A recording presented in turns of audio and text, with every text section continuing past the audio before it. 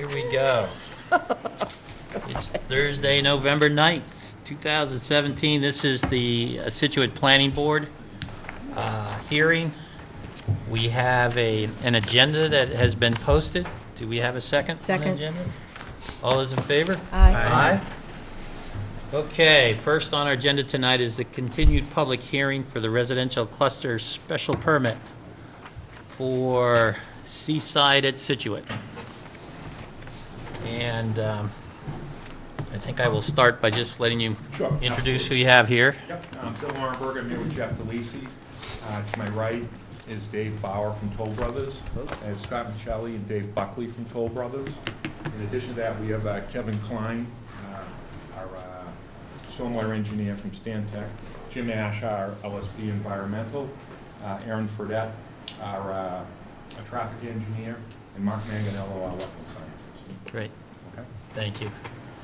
And we have, Janet, do you want to just introduce your group? Janet Bernardo from Horsley Group, peer reviewer for the town, and Mark Nelson, also for the Horsley Group, president. Gotcha. LSB. Thank you. Okay, well, we have fairly lengthy agenda tonight. We'll try to get through as much as we can, but we will have a hard stop at 9 o'clock tonight. And so, as we did the last time, let's start with the follow-up items, the items that have been discussed, and try to get through them. I would like to start off with the environmental review, assuming you're ready to do that. We had a number of sort of feedback comments from Horsley Witten. Want to make sure that these issues are getting addressed. So, Janet, maybe I could turn it over to you and your team to just give us a summary on this. All right, well, good evening, everyone. My name is Mark Nelson. I'm the principal with Horsley Witten, and I've been in LSP for quite a while, and I've been the one conducting the review and reviewing the documents as we work through this, and we submitted a letter last week with an update based on the materials provided, including the draft release abatement measure plan modification that the applicant gave you. And I think overall, the proposals for the continued cleanup of the site are reasonable. And there's been a fair bit of investigation in terms of what is out there. And we've made a few comments in our letter, and some of these are just related to basic clarification points. I've talked to Mr. Ash a little bit about those, and I think, for instance, the question about lead testing in groundwater, I think it's clear what was done there. And what I could do is hit the high points, and then if you have questions, we can kind of go over that. Could I ask a question, Mr. Ash?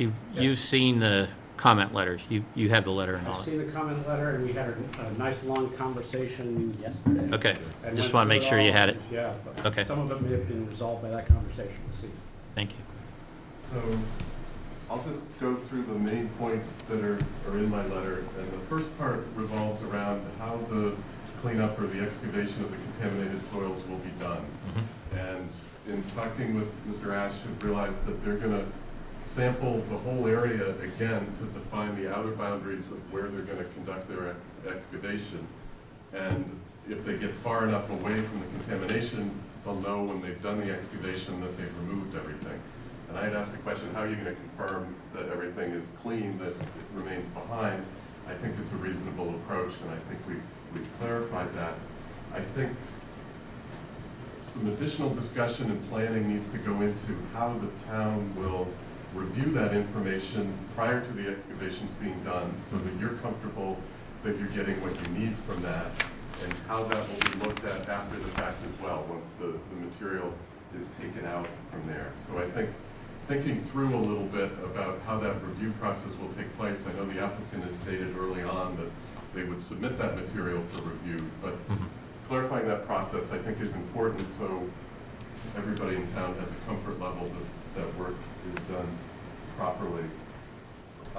I raised a question too about how do we know how the applicant will react if something else is found out at the site. And that comes from my understanding of some of the public comments that have come to you over the past months, And also the fact that as testing has gone on up at the site, more has been found.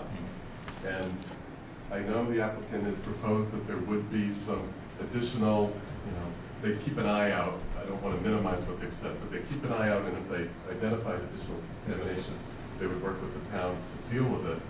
My question comes on the details of how that's done and who during the construction process will be able to identify that we've encountered soil that may be different, that may have hazardous material in it, and how that will be worked through. And part of the question here is, one of their areas of concerns on the northeast side of the road is concerns about contaminants associated with wood ash and lead paint and those types of things, which may be found in other areas, near buildings, and it's a large site, other things might be uncovered. And it's easy when an excavator's out there and the construction crew is there and they found a tank or a buried drum. People know that that's a concern. But also understanding that some of these other residual contaminations are less obvious, and how that will be played out. And in talking with Jim, I think there was an agreement that they could put a little more detail into that and just make sure that the town understands what are the qualifications of the people that will be having their eyes open for this. How can the town check in on that process over time to have a comfort level that no other surprises jump up? And the surprises are the easy ones, like a buried tank or a drum or something like that. It's the more, this soil doesn't look consistent with what's in its neighborhood, we should talk to somebody about it, because maybe it looks more like one of these areas of concern. So that, I think that process and detailing that for the town will be helpful to understand that if something does come up, you've got a process to deal with it. And that would involve modifying the remediation plan, just integrating something a little more specific in the remediation plan, or? Perhaps a sentence or two. I mean, we already described it if we encounter those sorts of things. My suggestion perhaps is that at the conclusion of, when areas are devegetated and there's been, that material's out of the way, it might be an opportunity for a representative of my company, me or a representative, to do a site walkover at that stage, just to see if there's anything that Mark just described that might not be evident, like a drum or a structure. Be a simple thing to do, and it would be a milestone that then people can weigh in on. Gotcha, okay. And we could articulate that in the remediation plan, as that's the expected approach. I think it's as simple as adding a sentence to that effect. Yeah, it sounds like there it is, yeah. Okay. You skipped over the discussion on the lead in the groundwater. I just want to make sure I understand if that's been resolved, or? I believe it's been resolved. It's just, I wanted, and I think it'd be good to get this back in writing, a clarification to confirm that there is no lead in groundwater above standards. And looking at past reports compared to this report, it's written slightly differently. I don't believe there's lead in groundwater, but I think you want to have that cleared up. Okay. And have that formally submitted to you. The other piece is the air monitoring, and that is proposed in a fairly extensive manner for the excavation of the hazardous materials that remain out there.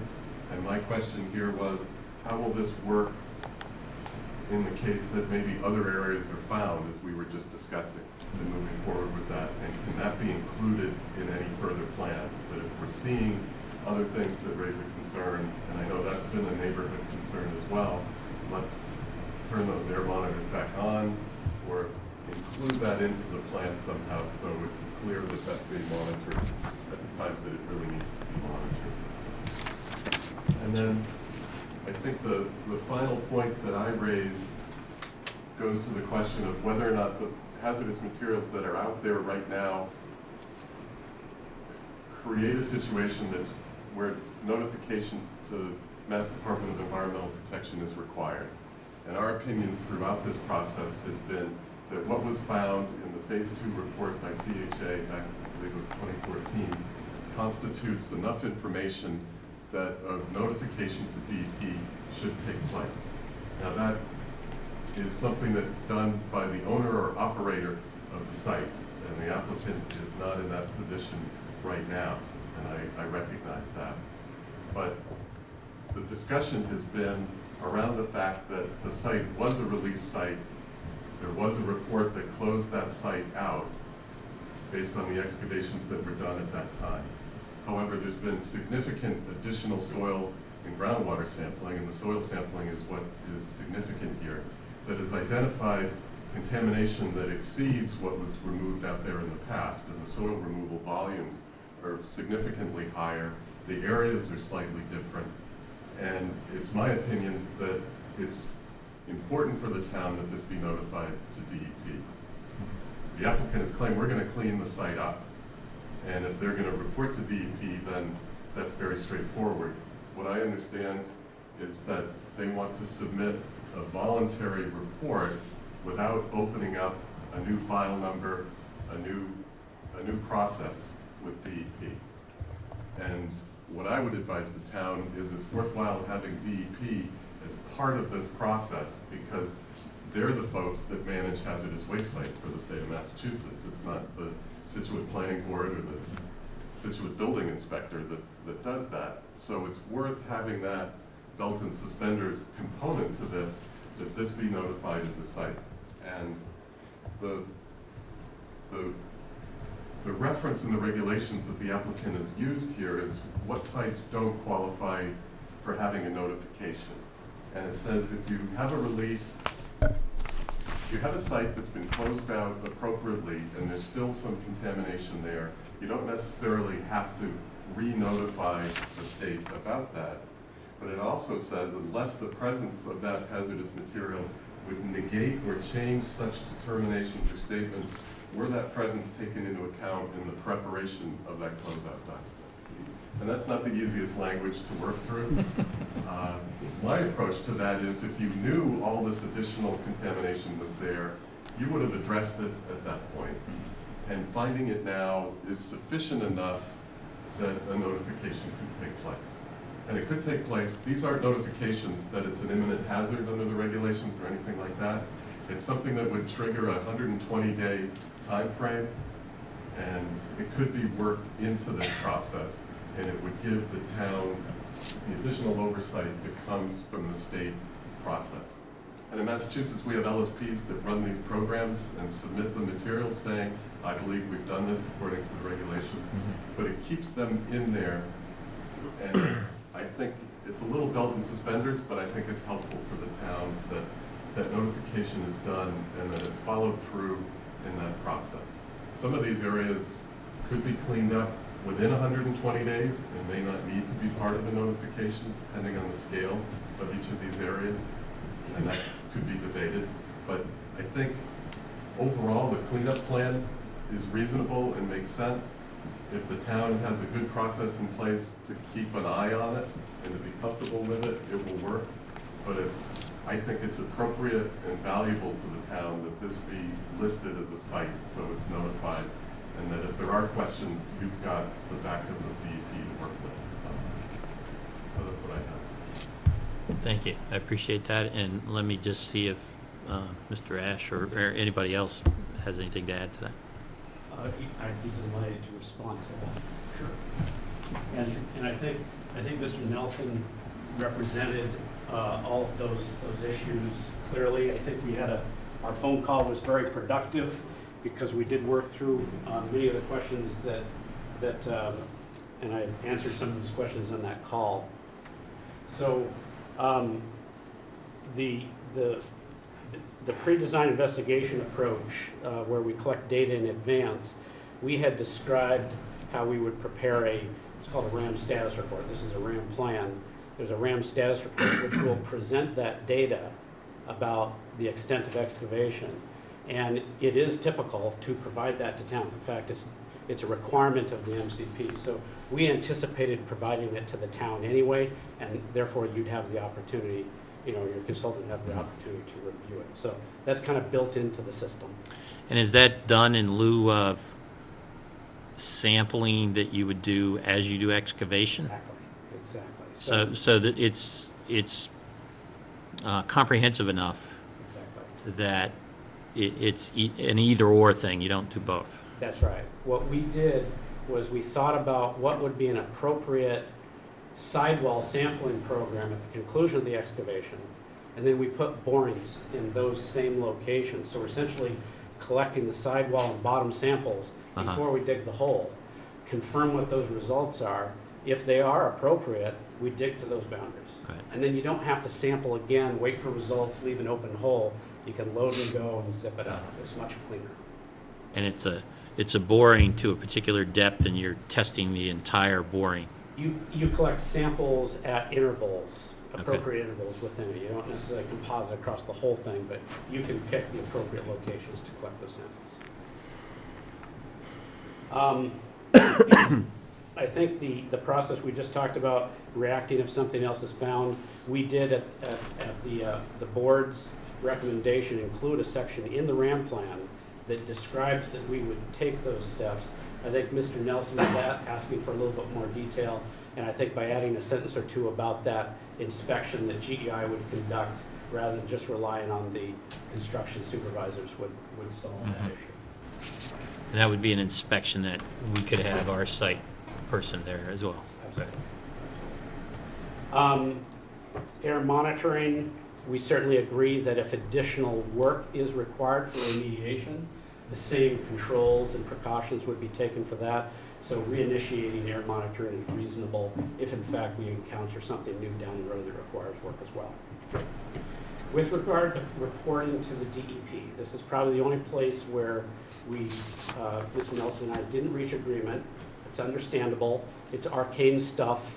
I had mentioned to this board in the past that the remediation work proposed by Toll Brothers is actually conservative. They didn't need to do it. And that is essentially the basis for why the reporting is not required. I'd have to go through and show all the calculations we did to Mr. Nelson to essentially describe how, in my opinion, we meet that exemption in the MCP. The RAM plan itself that we're proposing to submit is no different from the RAM plan we would submit if we reported.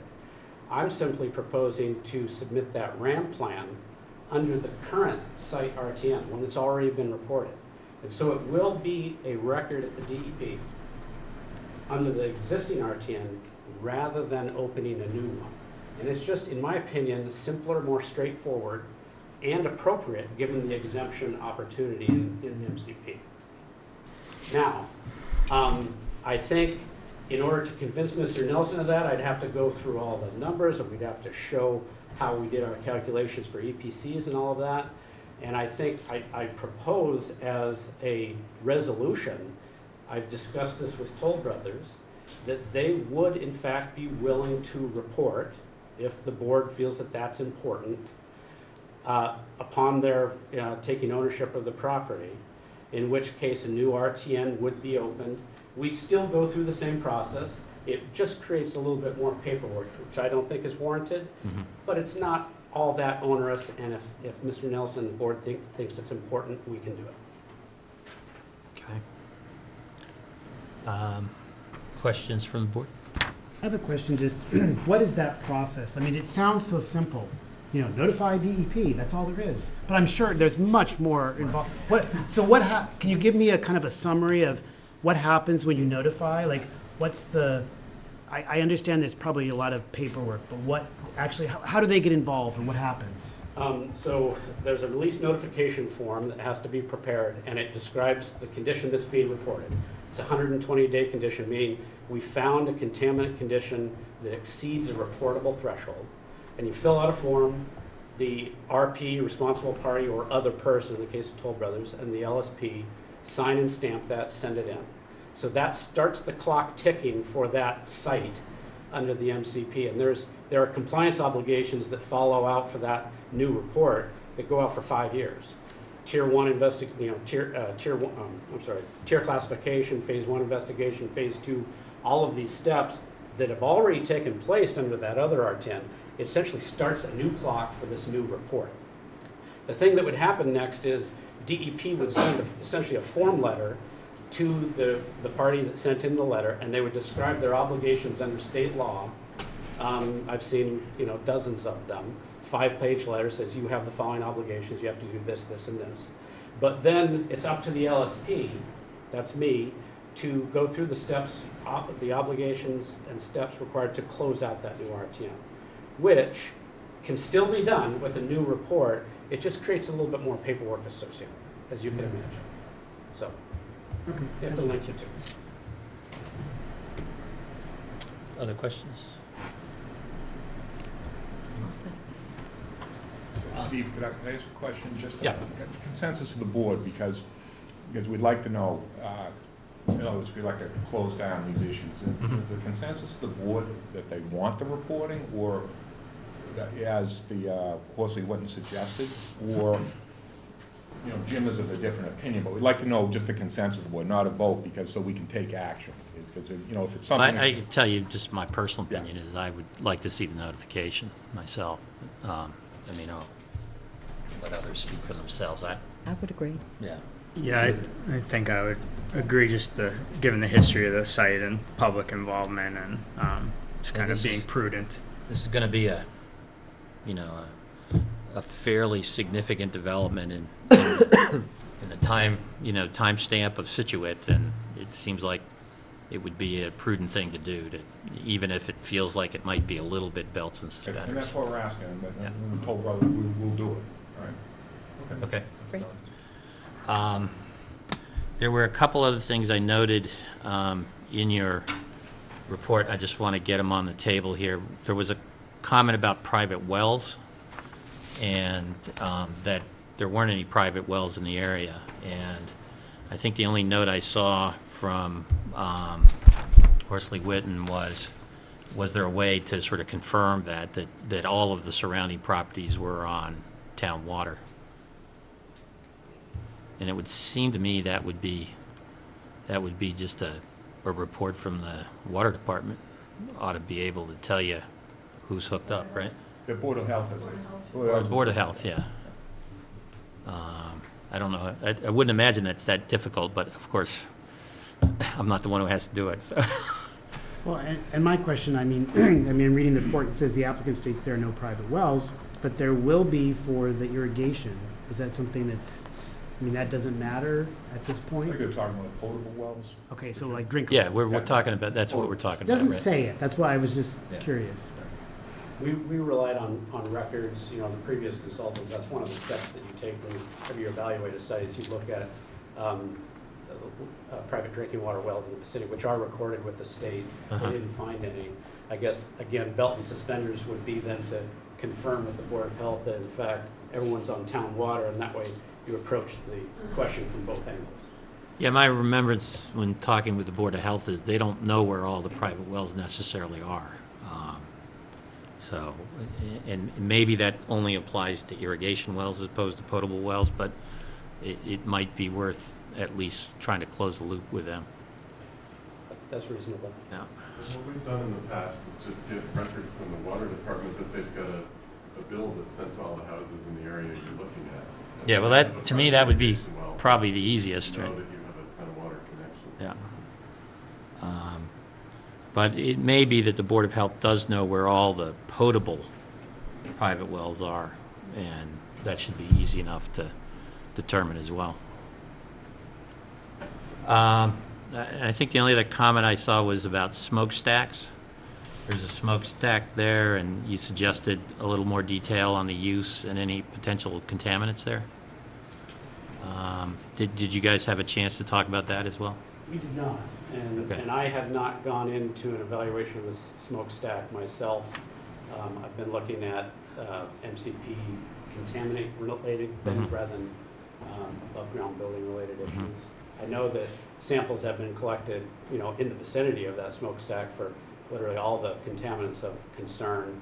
I think lead, PCBs, I think even asbestos may have been sampled at one time, maybe not in soil, but a comprehensive investigation has been done of soil in the vicinity. Mm-hmm. I don't know about the construction materials themselves. Is that what you were getting at? My question was more, was that used, as a chimney for generating power at the site? If so, what type of fuel was used with it? Has the sampling in the vicinity reflected the use of the building, and what might have come out the top of that? So if that could be clarified, I think it's pretty straightforward. So it sounds like the sampling was done? Yeah, well, and there was a comprehensive sampling, obviously, of the property Mhm. for the full suite. I mean, previous consultants have done PAHs, VOCs, all the metals, record metals, they've done pesticides, pretty much the whole suite of things that could be generated from a smokestack. So I feel like that in terms of the release of the environment associated with it, it has been addressed by that previous sample. I guess just knowing the history of the building and how that facility was used will allow us to be sure we know that the sampling worked as Jim was describing. Would there be any other kinds of sampling you would do? I mean, you did the 100 and, what was it, 126, or I forget the number? There's a lot, yeah. Yeah. That was those questions have come up from the public as well, Uh-huh.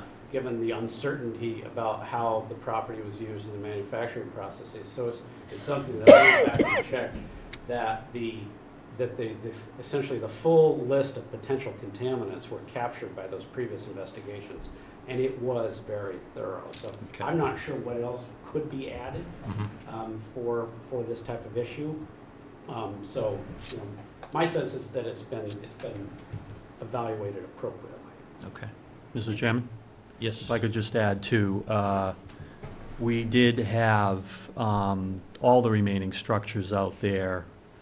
We had a company go in and sample anything that was suspect asbestos materials or PCBs, and that included the inside of the smokestack. They sampled the inside walls to make sure that none of those contaminants were there. And there was nothing in the smokestack itself. There was some other, like the roofing material and stuff like that, we know we have to abate. Mhm. So I do have that report that I could provide. Yeah, why don't, I think if you just send that over to, do you want it, Karen?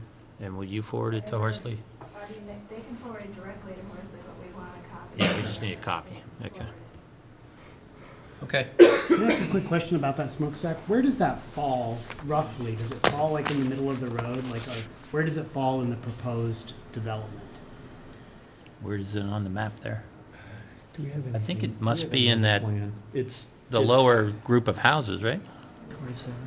It's in that loop road. Like, is it Road D? Yeah, it's in that That's what I area, was yes. thinking. Okay. Well, I was just, and I'm gonna ask this kind of a stupid question, like, if you preserved it for some crazy reason, would you have to like do the same abatement, or would it benefit? Like, would you have to, Why? Why would you? Why would you even think of that? it's cool looking. Oh, stop! It is. With all the vines, I think it's actually, look at the vines. All right, I'll shut up. Thank you. It has an industrial quality to it with the vines that is quite nice in my opinion. Steampunk thing? But never mind. Huh? Steampunk? No, Yeah, look up an architect by the name of Ricardo Bofill, and then he's done some very interesting structures like that. But anyway, I just thought that if it was off to the side, it could potentially be preserved, and then you wouldn't have to go through the mitigation. But never mind. Well, it's not off to the side though, right? Yeah, if it's right in the middle of Road D, it doesn't make sense. Okay, it doesn't make Okay. sense. Oh, my God. Okay, good. Can I ask a clarification question, please? You may. So the board says it would like DEP notification. When does this notification occur? And when the notification occurs, then you clean up the AOC areas 1 through 4 prior to any construction on the site. I would assume the notification is when you take ownership? Is that, Be within 120 days of when you own it. That's what the, So the within 120 days of when you own it? Or- correct, that's right. Oh, I thought it was once you identified, you had 120 days. But that obligation falls on the property owner. And Mhm. the current property owner doesn't have that information. They are the ones that would have had the obligation. So essentially what happens is once the ownership takes place, Toll has both ownership and knowledge of the condition, and the clock starts ticking. And when would you would there be any reason for you to wait 120 days? We don't have the authority to. I don't mean today, I mean when you take No, ownership. I don't think there would be, I think they'd want to move as I quickly. mean, would you as file immediately, or, Yeah. Yes. okay. And clarify that construction of the site can be Yeah. simultaneous. Yeah, but I'm construction- assuming that'll just be in the construction sequencing, right? Yeah, You'll just construction plan of the it, site will be ongoing while this is going on. right, long- but as you, long as you it's have a going. construction plan that Yes. includes the remediation, Yes. and I assume the notification will be before the remediation, right? There you go. Yeah. And then you said construction of the site is ongoing, but I thought the plan said no construction permits until the AOC ones before is all cleaned up. I thought that's what's written in the document. I think that's what we were expecting, right? Yeah, I think that's what we were expecting. Is that the remediation is done before you start constructing buildings. That's accurate. That step one was remediation of contaminated soil prior to then initiation of the rest of the construction of the site. Right. Does that make sense? Well, Seems to make buildings sense. or site improvements? But then, Because- Well, it would because be site buildings side- improvements too. buildings Site side improvements agree, what they're but. talking about, yeah. Right, it would be site improvements too, right? No. I mean, you obviously need to remediate that before you can Right. build anything on it, right? Yeah, but if Yeah, you in wanna those start areas, something but that only on the takes other up side a of the very site. small portion of, you Right. know, if you look at those. So you're gonna be clearing and grubbing and all that Sure. stuff in other areas, Other but this parts. area, these areas will be, you won't do anything in there till you remediate that. Is that right? Correct. Right. Okay. Yeah, so wherever the contamination is, you're right, there's no construction other than site work in that area, but if there's an area that there is not where any contamination is, then construction can begin in that area. Right, and that's when you clear it, that's when we'll have a stopping point to see if there's any contamination in other areas as well, right? Okay. That seems to make sense. Does it make sense to you? Bill? Can I ask a question? Can the Yes. clearing and grubbing happen throughout the property? Can it happen throughout the property because the trees are different compared to earth movement? Can they go through and cut the trees in the entire site before the remediation is done? I'm just thinking, that's what the neighbors see. They see trees coming down. Mm-hmm. And if they're gonna wanna know that that was an okay thing to do, or not an okay thing to do. So when the trees come down, It is an okay thing to do from an environmental perspective, because after all, they have to cut down the trees and clear the brush where we would be conducting the excavation work. That same clearing could be conducted on the rest of the property as well for other reasons, so it could be Right, done so as comprehensive. okay, so the trees can come down before the remediation, so when the neighbors start seeing trees, they're not gonna, So how will you do the remediation? Will you block off just a whole area that is, you know, no trucks, no excavators, nothing in it kind of thing, or? May I comment on this? Uh-huh. Dave Bauer with Toll Brothers. On the sites we build with, which are often large and often have a variety of different challenges on them, we absolutely have many different tasks all going at the same time. Mhm. And so, site improvements, clearing, grubbing, building roads, starting houses, you can't possibly be in this business and not do all of that, many different streams of work at the same time. So when we do have something like a remediation, we're taking whatever steps the LSP recommends in terms of quarantining, quarantining off that area, certainly guarding against any kind of crossover in the activities, but starting model homes, building roads that are far away from those quarantine areas, those are things that, we all need to start on day one, if weather permits. Yeah, I get that. I guess my expectation would be the first thing you do is quarantine before Absolutely. you do anything else, right? Is you And quarantine erosion the area. controls and quarantine of Yeah. the sensitive areas, for sure. Okay. Any questions from the public on that issue? We'll move on to another issue at this point. Next on my list was traffic.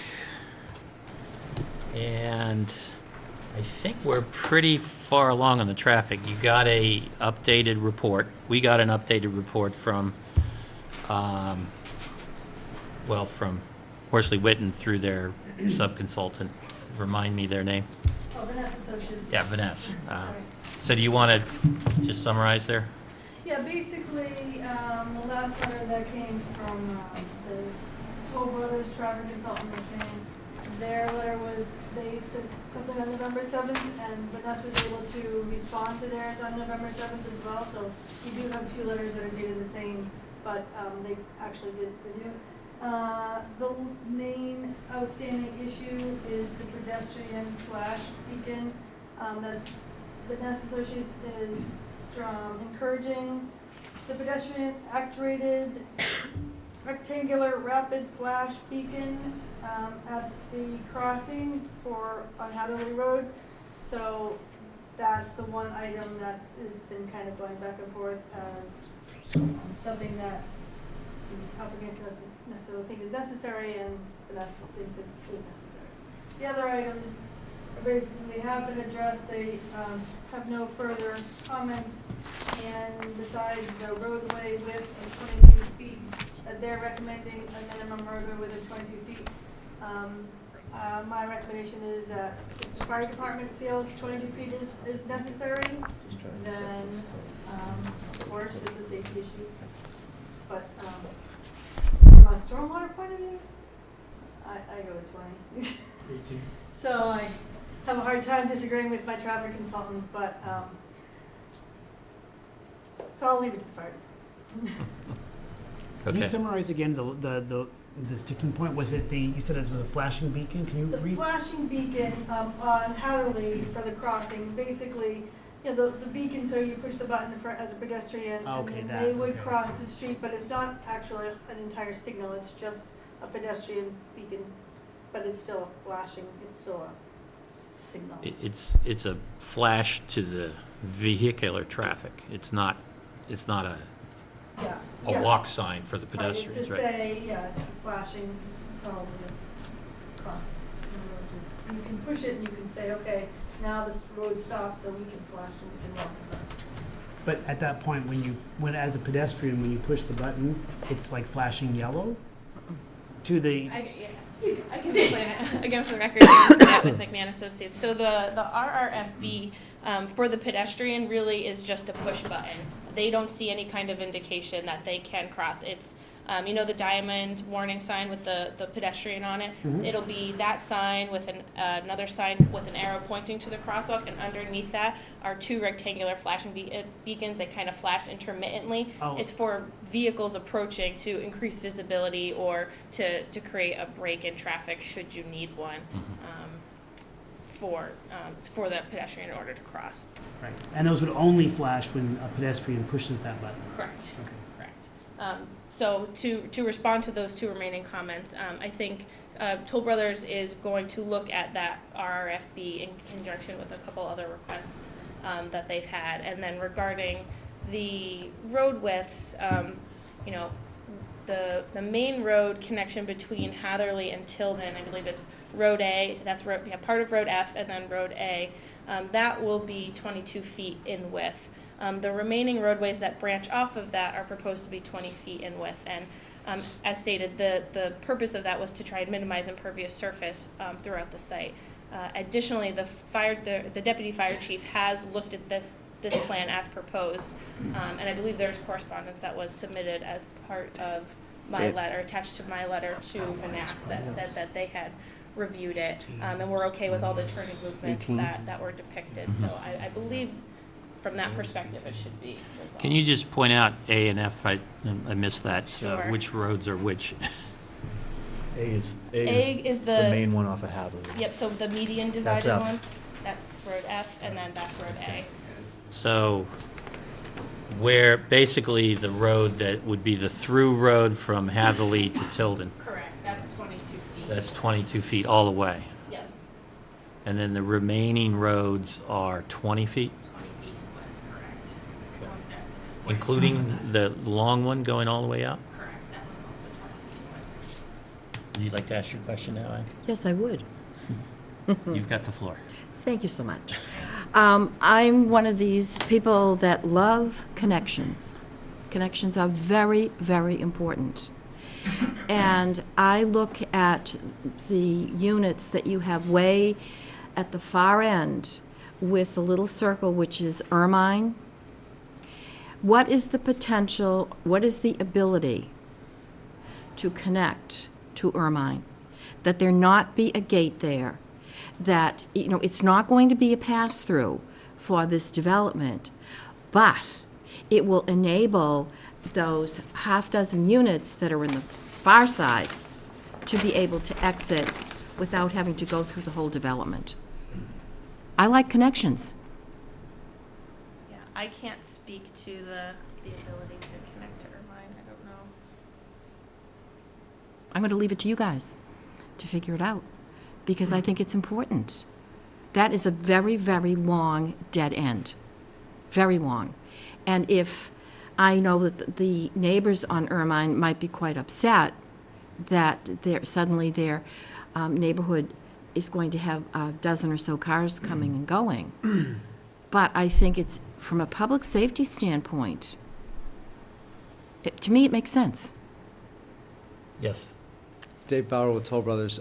Just to give you my perspective, you know, being in the marketing business as well, I could tell you that 100% of those buyers that would be considering purchasing at the end of that cul-de-sac there would want it to be gated off. They would want to feel that they're in a private little enclave. They would pay a premium to be back in that private little enclave. Just my perspective, having marketed and sold a lot of homes.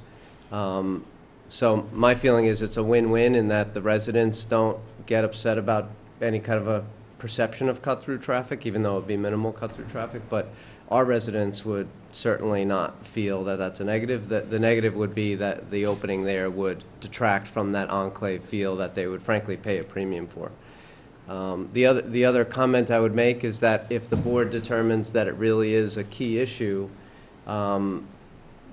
you know, there are alternatives to gates where you could do a transition like cobbles or something that's, you know, not inviting to drive through, but it does create the safety, the ability for, in the event of an emergency, it's not just the fire department that could go through, but a resident, if they really felt the need, could go through that area. The Pine Hills does that a lot, where they have emergency connections that are not gated, but they have maybe flush cobbles or something that doesn't really feel like you should drive through it, but it is a connection if you need it.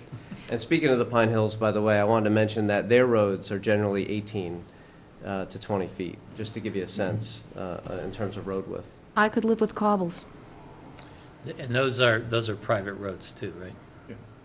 but I could In the live with, Pine Hills? you know, if something happened further down on that length, and so you have these 3 units in the back, they do have an opportunity without a gate to get out, if they so choose. But if I could just ask, because again, with an eye towards consensus, because we're trying to, you know, do what the board wants. If there were cobbles, does the rest of the board feel that? Because again, we don't want to get the backlash from the neighbors of Irvine, but if the board feel, the consensus of the board feels important, we'll do it. Well, I feel cobbles are I important. could live with cobbles. I think I kind of wanted from the very beginning why that wasn't connected. Because I know other gates like that in other developments, like at the Riverway, between Riverway and James Landing, it's just sort of, to me, I don't know why there's a gate there. But, so, I think the idea of a cobble, where it's at least some kind of separation is good. I like that, more than I do a gate. 8 gates, Yeah, No gate. no gate. I would be in the same boat. I don't think we want to create this, although I understand people want to feel like they're in a, you know, their own enclave and stuff.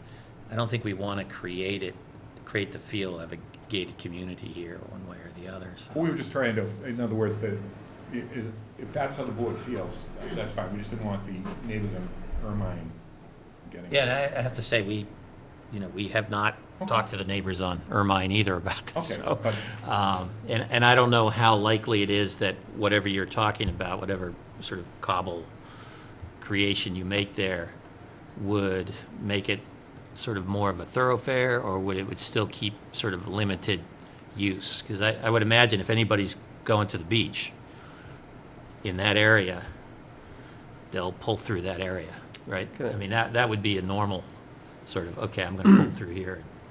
I asked for it's a point of clarification, Mhm. because I have run into this exact issue before, where we are told by the planning board not to put a gate in, and we make an effort to not make it totally inviting, like a 10 or 15-foot cobble transition.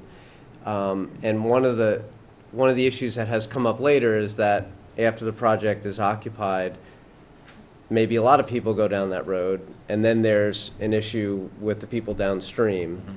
Or maybe the intention is, we really don't want people every day going down that road, but we want the safety factor so that if there's really issue, they can go down that road. And later on, it's much harder to tell the residents of our neighborhood they can or can't go. We want to tell them up front, you should not be driving, and maybe there's some signage that says this is emergency only, or we need to tell them right up front, this is full access. So we'd like clarification on that up front, because we want to be able to pin that down with the people that are purchasing there. What is allowed or what's not allowed. So what would the likely feeder be? It looks like 6, 10, maybe 20 or 30 units might be inclined to go that direction?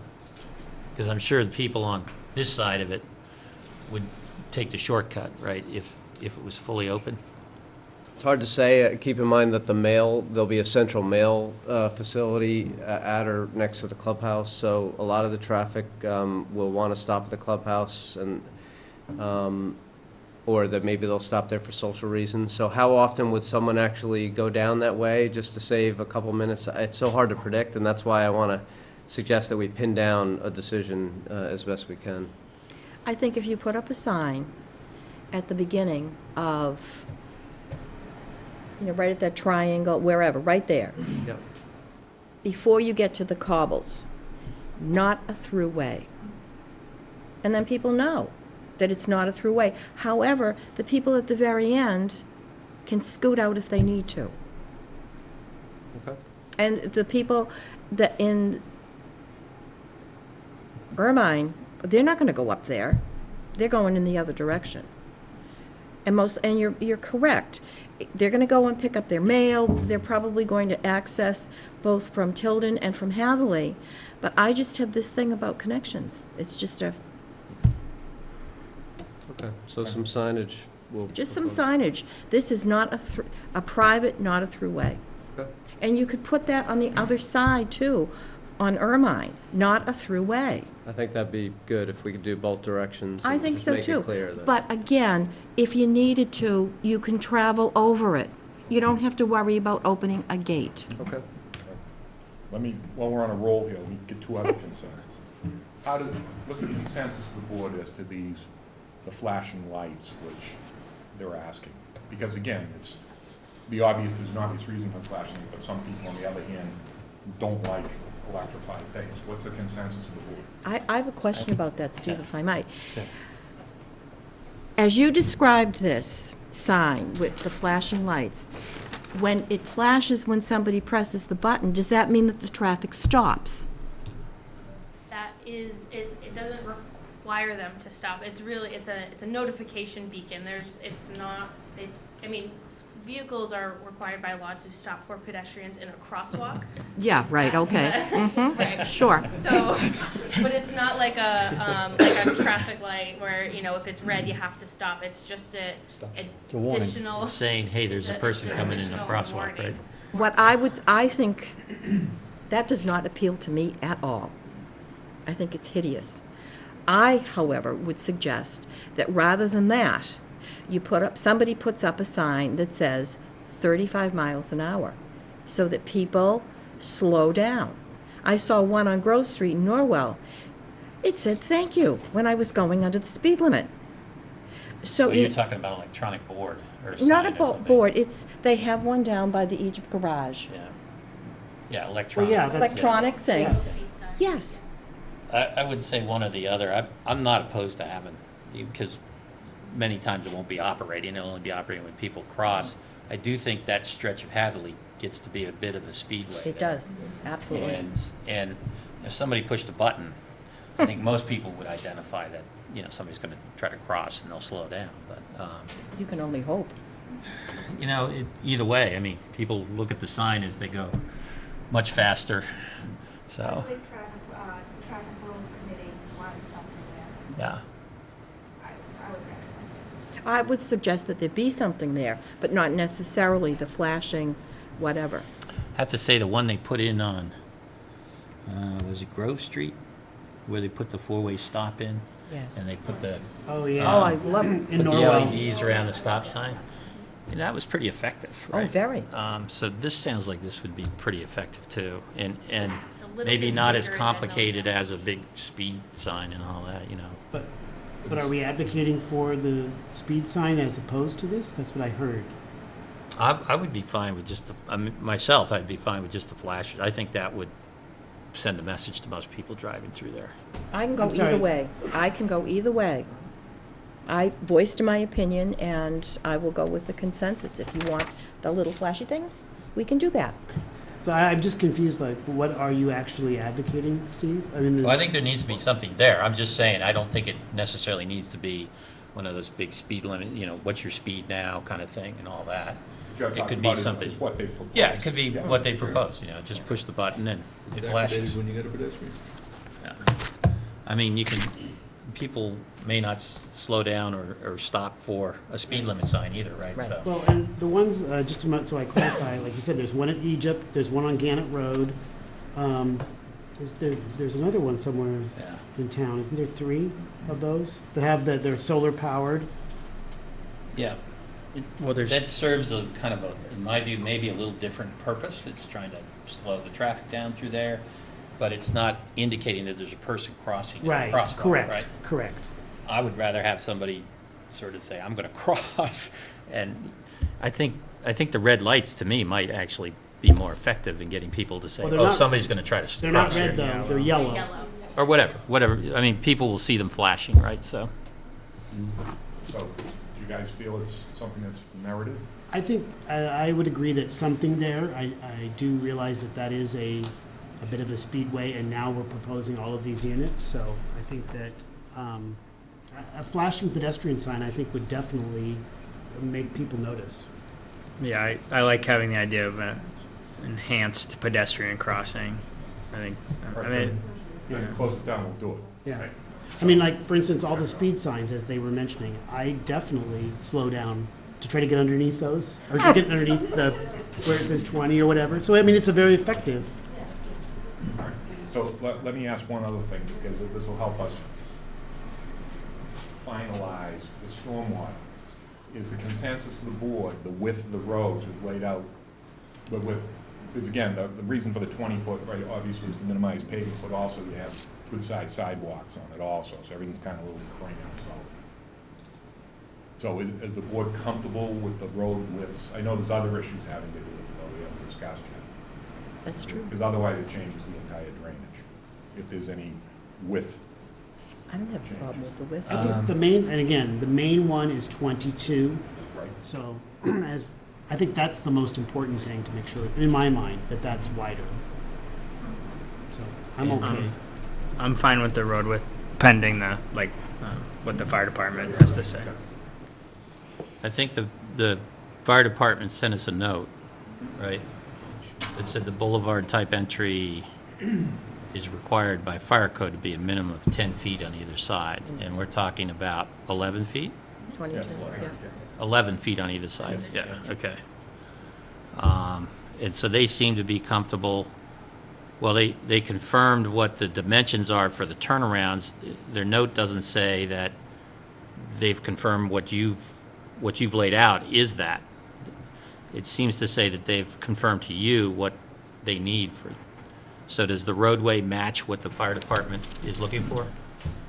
Do we have a consensus, or they just give you their criteria No, and they haven't actually checked it yet? Matches, we'll get clarification. that was their response Yeah. to looking at the plan. Okay, so this, We the way they wrote it is, you're saying it might be just a little, Dave Buckley, I had a meeting with Debbie Elliott, and Yeah. he has a copy, and he actually gave him a copy of the traffic turning study that we had in the plan as it stands today. Uh-huh. for his review, and his letter was a result of his review of that, of this current layout. Okay, so he's seen all the radiuses and all that, all right, He's reviewed all of that. okay. And the two hammerheads were okay? That was on the plan, correct, yes, as they stand today, yes. Not that one. Not this one on here, sorry. That's an old image old. where they're chopped off at the end, but the plan sets have been updated with the full-size hammerhead. Okay. And the intention is that these will remain private roads, Absolutely, right? yes. Because once, if you try to go to public roads, No, it's they not- gotta get bigger. No, as a matter of fact, that would be a condition of your approval. Yeah, I just wanna make sure we're clear, Yeah, because, absolutely. if you want them to be public roads, they need to be 24 feet and No, have understood. granite curbing and all that, right, so. Okay, thank you. Any other comments on the road width? I Are have you no okay? problem with the 22 and the 20. Yeah, Yeah. My concern is how do you handle the expectations that at some point they're gonna become request town meeting for making public? Well, if we have a conditional approval bill, they can't.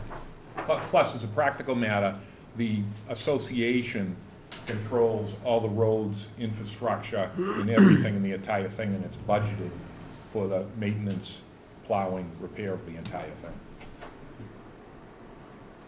yeah, we just don't want, after it's all been done, somebody 5 years later coming back saying, oh, let's make it all public, I mean, we've got and not being aware that, to do that, it's a major sort of investment in eliminating people's front yards to get larger roads, et cetera. Our condominium documents and our disclosures with all the purchase and sale agreements really belt and suspender that matter. And there are many layers, not only the fact that it's in the permitting and the challenges that they would have to try and petition for that sort of a change. There are so many hoops that they would have to go through with the lenders that they're financed with all kinds of different challenges with the master deed. Mhm. It's really not a practical concern. Every once in a while, you might get a group on private roads that might petition and make a little noise, but it's not practical that you'd see that movement really Well, gather. yeah, I mean, actually, the reality of the situation is the petition is to take them as they are, Mhm. right, and not upgrade them, and, it becomes a sort of a push-pull thing, right, with the local neighbors and the town. And that's what we're trying to avoid, Yep. right, is taking on sort of roads that don't meet the requirements of the DPW, basically. While we're on roads, can we hit a couple other issues? Sure. They're proposing Belgian block for the curb. Is the board okay with the Belgian block curb? As opposed to the granite? As opposed to concrete curb or vertical granite curb or bituminous berm? That's the same as in the Toll Brothers Cohasset, correct? I think it looks very nice. I can What elaborate. did the design review committee say? I don't think that came up. They didn't comment on the look? Okay. Can I comment on that real quick? Uh-huh. The Belgian block, we've done on a number of communities, Cohasset being one of them. It's comparable in pricing to sloped granite, but we found we had a terrible time with the upkeep sloped granite. It would just get broken and chipped and popped, and it's very difficult and expensive to repair as well. Whereas the Belgian block has held up great to not really our construction traffic, which is heavy duty, but then afterwards the plowing damage and whatnot, and you can replace it very easily. So I definitely, we love it. We have to warranty it, so we love stuff that really holds up. But I would encourage you to, if you have a relationship with the folks in Cohasset, to get their opinion, because it really has performed really well for us. These are still granite Belgian blocks, right? Yep. Yeah, okay. They're like just pieces, sort of vertical pieces that are like you No, I put just- brick. Yeah, I just want to make sure vertical they're together. not sort of some composite material or something, right, so. Actually, and would it, just so if people wanted to go look at Cohasset, it's the same exact as the Cohasset development, Identical. correct? Okay. Does the latest set of drawings have a detail on those? Yes. It does, okay. All right. Well, I'd like to look at it, but I don't have any particular reason why it wouldn't be good. So.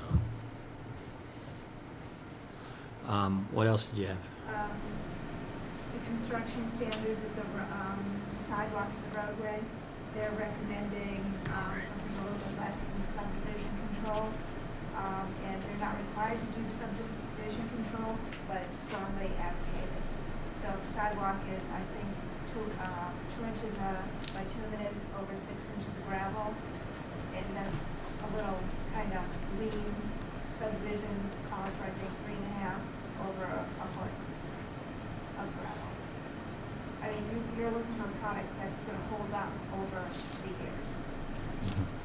And I think that the base on the roadway, they have put it down where we require 15 inches. And I think are by 2 minutes. So why would there be, Well, to if I- me, I don't know why we would change those standards. Those are construction standards, so. Yeah, if I could just chime in. So the Horsley and Witten review letter, the one that we have in hand, is based off of the set of plans from late September. The set of plans that we just submitted, the sidewalk cross-section has been increased to exactly what the town spec is, the 15 inches of gravel, the 2 inches of binder, and the 1.5 inches of top. So that detail matches exactly. Okay. The roadway cross-section, the only disagreement we have is we increased the gravel spec to what the town spec is, the 15 inches. The town spec is 2 inches binder, 1.5 inches of a modified binder, and then 1.5 inches of top. Not a typical spec that we ever really see. Typically, we see, for most of the projects we do, a 2.5 inch binder, 1.5 inches of top for a total of 4 inches. And that's what we'd propose, is to just not have to do that 1.5 inch modified binder course in the middle, which I've just never seen. Okay. It seems reasonable. I would probably, There's still I was looking at that earlier tonight. The pavement cross-section that's in the current set of plans for the roadway has 15 inches of gravel, 2 inches of binder, 1.5 inches of top, and that was a typo. It should be 2.5 and 1.5. And we'd be willing to change that. The October 31st drawings. no, he's saying that it only says 2 inches. It only says 2, but what I'm saying is that was a typo. We intended that to be 2.5. Okay. 2.5 inches of binder and 1.5 inches of top is what you're Proposing, right? That's a- accepting, and so I did always make that statement. Okay. And that does seem, in my opinion, to be a reasonable compromise from what your regulations. I would, not being an asphalt engineer or anything like that, I would probably also would like to talk to the DPW about it.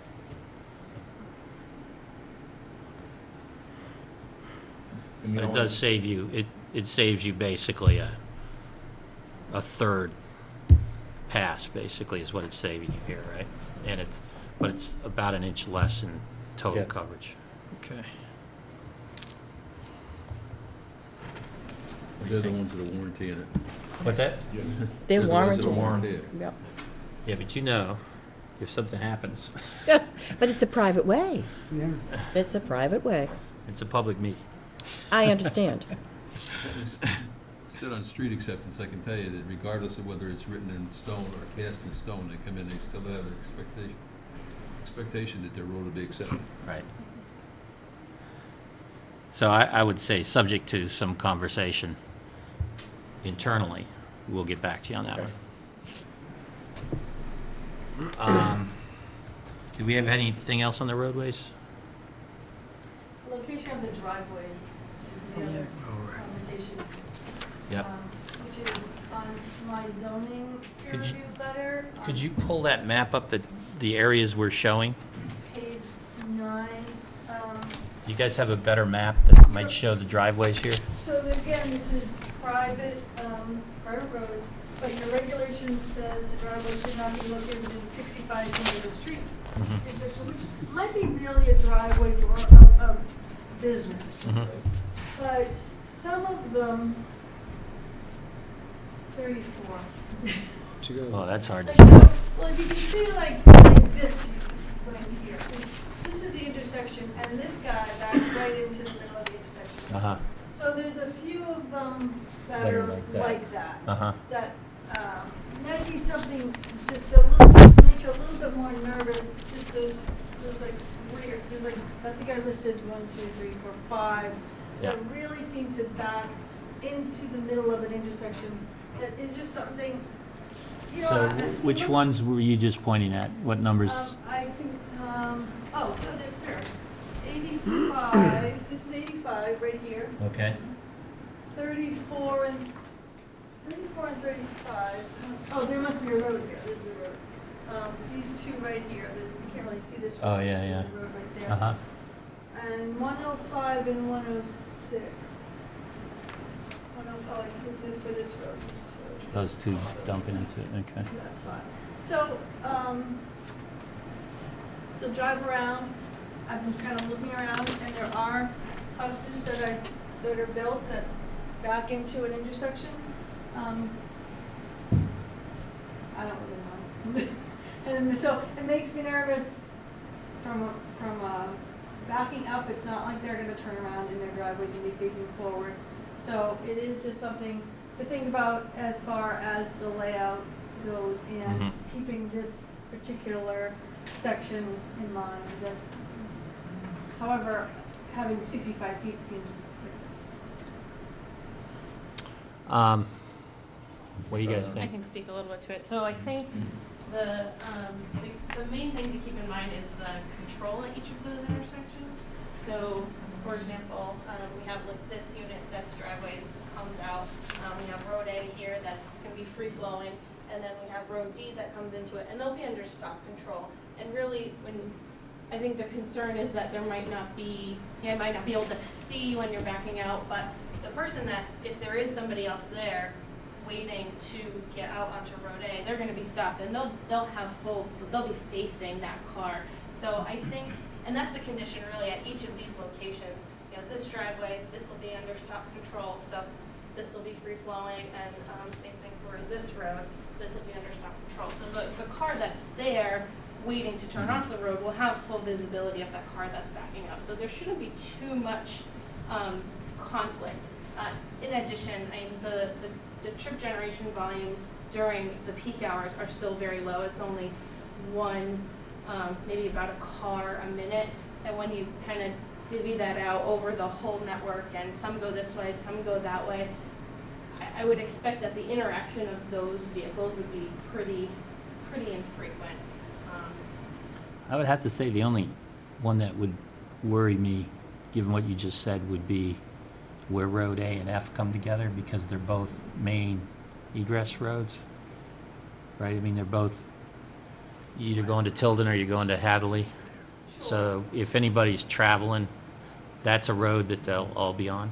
Yeah, so I mean, if you're coming this direction, you kind of avoid, this person would back up this way in order to come out, and so they wouldn't really interact. And so I guess if the main movement is over here, they kind of would go around that anyway. And then by the time they turn around, they would be in full view of anything else that's happening at the intersection.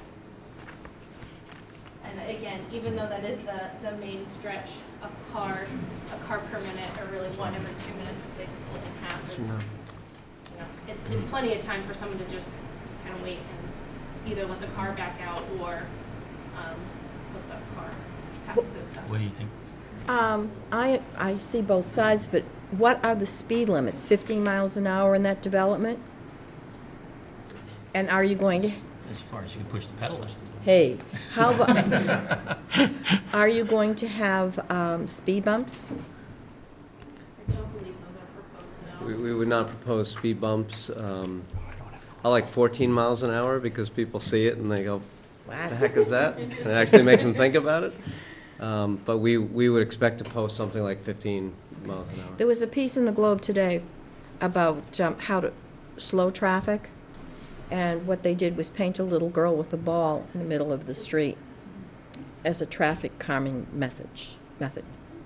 It was bizarre. And another one was Cobbles. 3D. Like 3D, 3D, it was, There was something in the road. right? Like, Yeah. it looked like there was something in the road and it was painted on like that. right, it was bizarre, but at any rate, somebody has a Any, question. I don't really have a Questions? problem. I think it's gonna be, the traffic, as you say, is gonna be light enough that it doesn't seem like it would be really a sticking point. And I think I've seen other developments that are similar, so. We have a question from the audience. I just want to see if anybody Yeah. else here has, I'm all set. no? Somebody else? Yes, could you identify yourself? Catherine Seaton, 26 Doctors Hill. Is there going to be any parking allowed on these streets when you're talking about backing up and so forth? There's no parking. Because I can see that being a hindrance to backing up if you have vehicles parked here. Yeah, I mean. I would assume there is going to be on-street parking, right? It doesn't look big enough from here. All I'm seeing are a bunch of houses very close together. And if you have, I've been in developments where it's very hard to back up because people are parked and there's no space between the houses to park. And you're all squished together. So that was my question. Thanks. I'll answer that. Oh, go ahead. So it's important, because it's not always self-evident on plans like this, but it's important to understand that these are all two-car garages with driveways that can accommodate 2 cars. So you have 4 cars per home that can park within that space. And this being a 55 and over, we typically see anywhere from 1.6 to 1.9 people per home. So less than 2 people per home typically. So our condominium associations usually impose a no parking overnight policy, but it's a little there's so few instances where people have to park out on the street. It's usually a birthday party or a Thanksgiving or something like that, that they let that roll. But if somebody's going to park overnight, they have to go to maybe the clubhouse parking, or they have to get into the driveway or the garage. So there is clubhouse parking. There is. Yep. Yes. Marianne Piper, 16 New Driftway.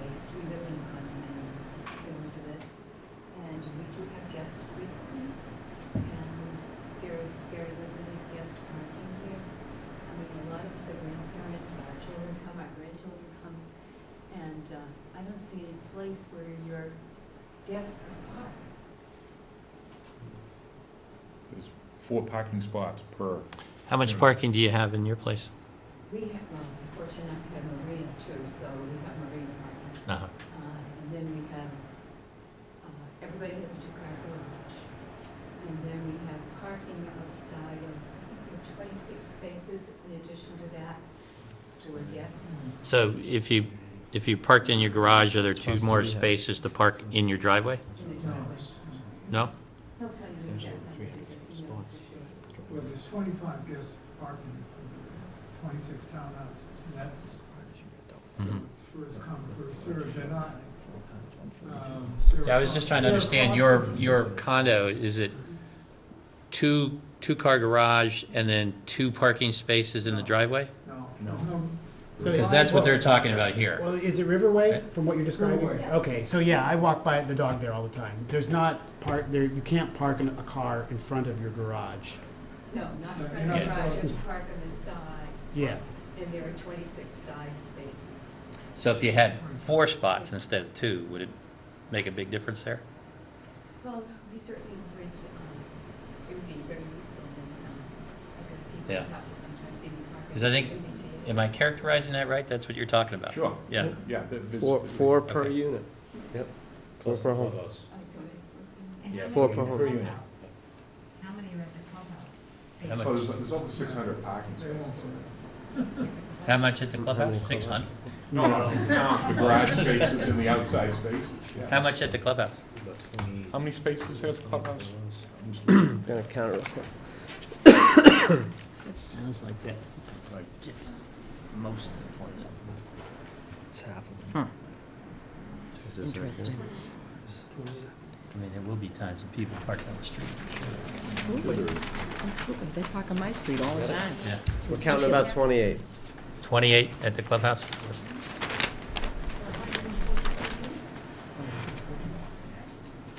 How do people get to the clubhouse? Are you expecting them to walk? Oftentimes, sure. Yeah, we're putting a bike Even rack. from the Back 40? Not in all cases. For the walking trails. Okay. Sidewalks. 28 actually sounds small. I guess I didn't really actually sort of focus on that Yeah. with 142 units. Mm. Because that doesn't look like you'll necessarily get a lot of walkers from phase 2. Or even from, And this is a 55 and older. Right. Some of us that are 55 and older have a hard time walking. So is there any place throughout this development that you possibly could put here and there visitor parking? A couple of spaces here, a couple of spaces there. We can take a look. Sorry. go We ahead. can take a look at that. Because I just think that it makes sense. Okay. Yeah, I think the fact that you have 4 spaces per unit helps, right? I'm now a little bit more worried about the clubhouse. 28 seems pretty low for, can you show us the layout for the clubhouse there, where the parking is? It's right there. It's on Road D, you've got some spaces, and then right in front of the parking, or in front of the clubhouse on Road C. So, so it looks like a dozen or so on Road D and another 15 or so on C. That's all the clubhouse, the little lines that I'm seeing there? Yes.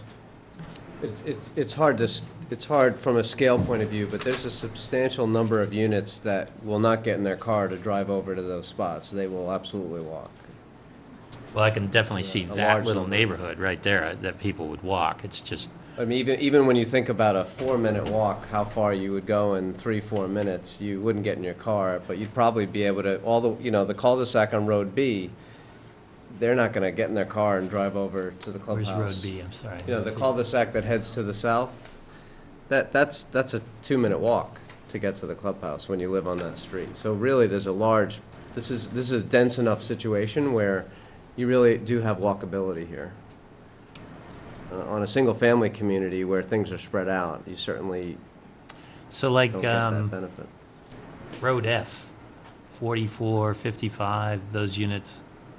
Right, then I think You you wouldn't start to see anticipate people walking from there, would you? No, I think then you start to see people getting in their car to go to the clubhouse. Wait. And understand the clubhouse isn't designed to, host the entire community at any one point in time. Yeah, I'm not It's talking about card 150 games and spaces, going to but- the pool. But on pool days, again, people are gonna be walking the trails and the sidewalks. Well, you could have on Road F, after it goes, after you exit, or I should say, enter off of Tilden, before you hit unit number 91, you could probably put in like 4 or 5 visitor spaces there. Because it doesn't look like that would interfere with the stormwater basin A. Sort of the balance between that and how much additional impervious surface do we want to create here, though? The investment we make is we eat up a lot of square footage to have 2-car garages, which not all developments do, and the double-wide driveway. So we feel like we've made that investment already. But certainly we'll look at a couple spots, a couple locations to put some guest parking. Could you also, can you give us a sense, what's a person going to walk? He's going to take a 5-minute walk, but he's not going to take the 10 or 12-minute walk. So is there sort of a radius outside which you would expect people to actually drive to the clubhouse as opposed to walk? We typically don't measure that way. We usually look at number of homes and size of the clubhouse, and we have our own rules of thumb on how many parking spots we think we need, and that rule of thumb is driven by the many communities we built and the level of complaints we've gotten over the years. You didn't quite get it right. So we have a team that has those metrics, and that's how we plot out our spaces. So we feel comfortable, but I don't have some sort of a third-party way to What happens if you get it wrong? We get it wrong, we People pay what start we parking on call, the grass and all that we stuff? pay what we call a dummy tax, and we figure out how to solve that problem. We've built a number of clubhouses in recent years, and we haven't run into a situation where we had to go actually build more parking spots. In some cases, you have people leaving extra cars in the clubhouse parking and taking up space. There are all these issues that come up with associations, but we did make quite an effort to put those spots along Road D up against the wetlands, and it's pretty tight against the buffer there. Where initially we thought we could only get some parallel parking, we squeezed in some extra spaces. So I'm pretty sure in that immediate area, we don't have extra room for spots. So, so what is the rule of thumb then? You've got, I don't have the, but you've got 28 for 142, Yep. so potentially, and again, if we were 142 doing one-car garages, if we had a different, much larger clubhouse, or much more spread out property, they would have calculated a different number and forced more spaces.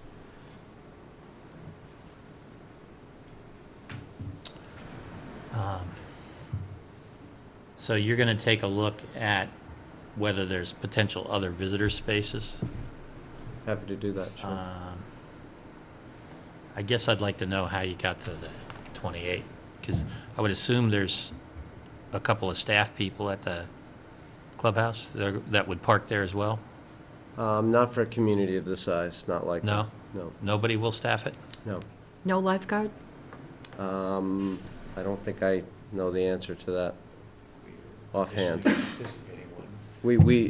I don't know the answer one, offhand right? if one is required or not. If it's not required, there certainly wouldn't be one. And we have 3 operating pools in Massachusetts, none of them require lifeguards. It's usually a local requirement. Okay. But we have a lifestyle coordinator type of service that's managed by the property manager, but it typically doesn't involve someone actually sitting at the clubhouse. There's just not that kind of traffic coming through the clubhouse where it would make sense to have someone sitting at a counter to service people.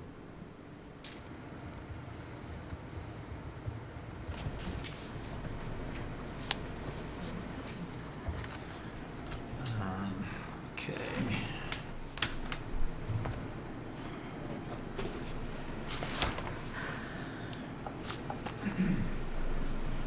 Do we have anything else on roads? Do you have anything else, Karen? Okay. You've got one more question in the back. May I make a comment on parking? I'm sorry, I can't hear you. May I make another comment on You may. parking? Mm-hmm. Did I understand that the driveways will take 2 guest cars, you have 2-car garages for the residents, and you need 2 more people, okay?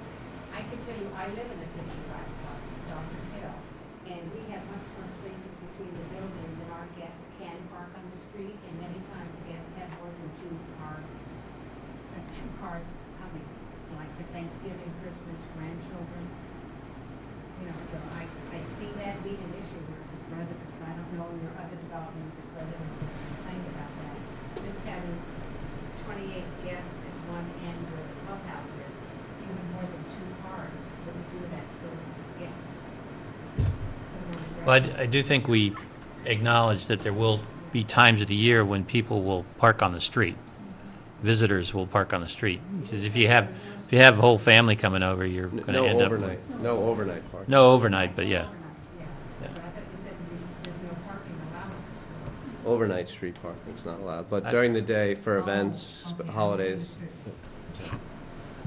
Yeah, I think you're going to have to allow for that. And it's done before the complaint even gets on your, it's one day or it's a holiday, everybody's into the same thing, and that's really not the issue. Yeah, you're going to need a parking space for the tow truck.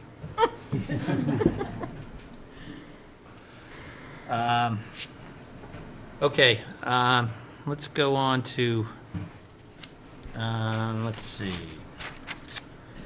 So where are we with stormwater? We still, So, I gave you a letter, but basically. looked like we had a whole bunch of stuff that had to be, In response to their letter which said that they were gonna read it the stormwater. I received the package last week, and I feel like I'm committed to getting that review of the stormwater package, which is the fixed package, by Thanksgiving, so that then the applicant can respond to that if there's any. I mean, I think we're in agreement with the general plan of attack, the concept of how this is gonna work, and it's more to make sure that I'm in agreement with their inverting flows, directions, and that kind of stuff. Okay. So I think the general, I'm not anticipating any large change to the stormwater design as you see it. It's just fine tuning at this point. Okay. Yeah, but you have an updated I set have just of plans. received the updated Okay. version. With a whole updated letter. They responded, so I'll respond. Okay. Anything you would like to add on that?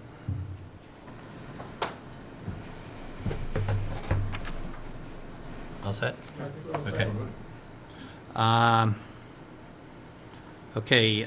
Infrastructure. We had a few open items on that. And so my understanding is the fire department did receive an email that you talked about earlier. And I think one of the biggest outstanding issues is that the water department is still requesting that the water mains be looped. So I believe that there was a conversation between the applicant and the water and sewer department, so maybe they can try that. But most of my comments really are that it's up to the fire department, the water department, the sewer department to respond, and they have addressed in the plans any concerns that we had. Right. And I know we had a meeting on the DPW's memo about sewer and water evaluation. Can you give us an update where that stands? Sure. Dave Buckley and myself met with Weston and Sampson a week ago. We just received a proposal back from them today, and we're telling them to proceed with that, and they have told us that they expect to be able to get the water and sewer review back to us in 3 weeks, within 3 weeks. The water may be done a little bit sooner. Okay. The other thing that got completed this week was the new fire flow testing that was completed beginning of this week, and we provided that to Weston and Sampson to help them with their analysis. Okay. So, 3 weeks from today, so it's really kind of after Thanksgiving we'll see most of this stuff from. Yeah, they thought Weston they and might have Sampson. the water to us before Thanksgiving, but I think the sewer's gonna come in after. Okay. And you're still coordinating with DPW on all this? I mean, in other words, the report will get to the DPW? Yes. Yeah, okay.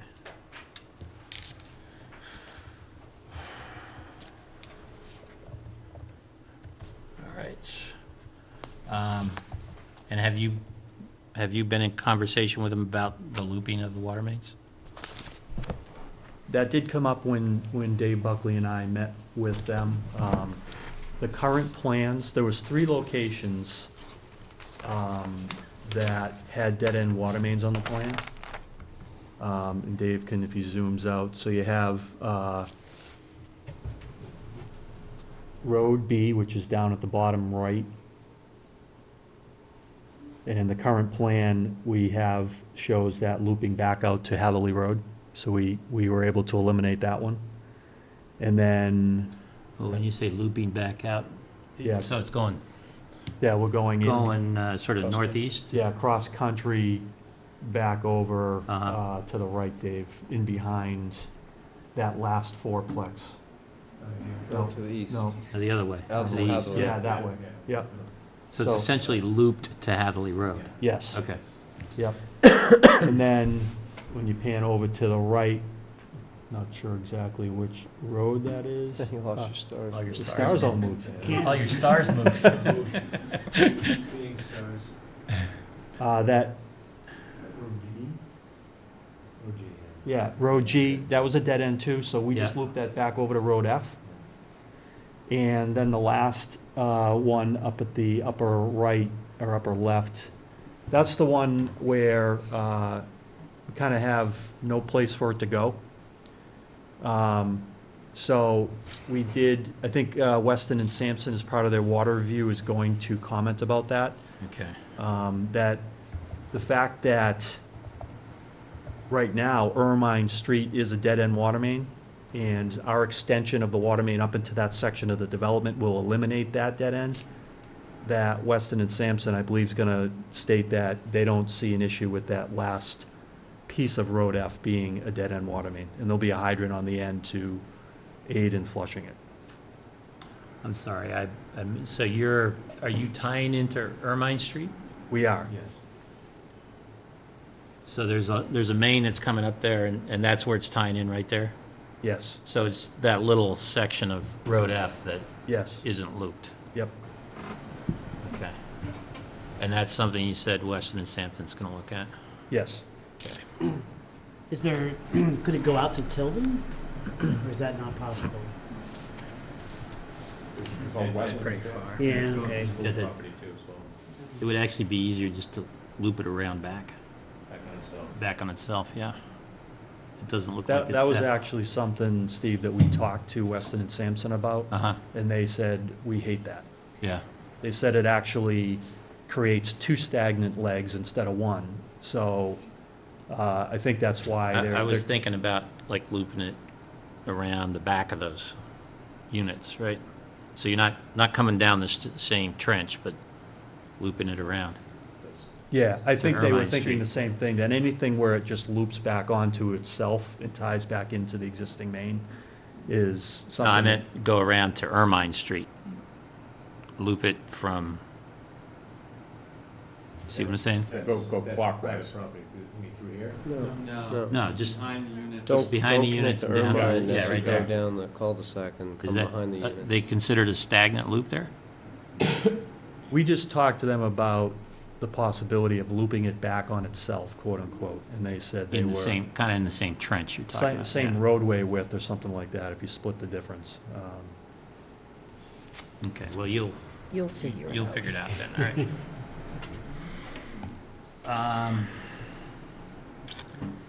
And then we've got the fire department letter. I think we have the building department letter, although I don't know if he's gonna look, if anybody's gonna need to look at these revised drawings. We'll see, so. And I think we have the police department letter too, so. They haven't reviewed any of the revised drawings. The police haven't? Okay, will you I will. ask them to? Okay. Has the building department? Okay, well, let's ask them too, just so we have all the input from the town departments. Okay, the cut and fill analysis. We just had a couple of comments on that. One had to do with actually how it is labeled. Like, the label was backwards? Is that right? I think that came up in your infrastructure review. Yeah, oh yeah, sorry. And maybe it's me, I was looking at it and looking at the bar along the side, I see the red as being filled because it's on top. And so I initially just stared at the whole thing and saw like the red townhouse basically. And then when I started looking at the contours and I looked at the plans, I realized that that was totally reversed and that the blue is the fill and the red is the cut. So, I think. Yeah, I think we were looking at it the other way around. It's not a well-labeled plan, and that you have to really think about it. But, so now it's like, okay, now there's a lot, I mean, I think we always knew it was fill site, so that's why I was like, what's going on? So, the blue, there's a lot of blue, it is a fill site. So then my next question was, how many trucks, how much fill are we talking about? And how many construction vehicles are you expecting to carry that amount of fill back and forth? Have Yep. you So- done that? Yes, Yeah. so the required import for this job to get it to balance Uh-huh. is approximately 100,000 yards. And that number is driven by really the groundwater table at the detention ponds. And for us to work the utilities back up into the site and maintain cover over the pipes, that's just the unfortunate nature of this site. You know, any development, whether it was single family or this proposal, would have that same type of problem where. The truck is how many yards? 25. 25. So you're looking at about 4,000 4,000. truckloads. Now, 4,000 truckloads. you know, this job is, you know, we project it to be probably 6 years long. But even if you split that in half and said that most of the dirt we're gonna bring in the first 3 years, you know, that comes out to be about, 5 trucks a day. So, sure, there's gonna be times when there's 20 trucks a day coming, there'll be other days when there's 0. It really depends on what type of work's going on at what point during the course of the job.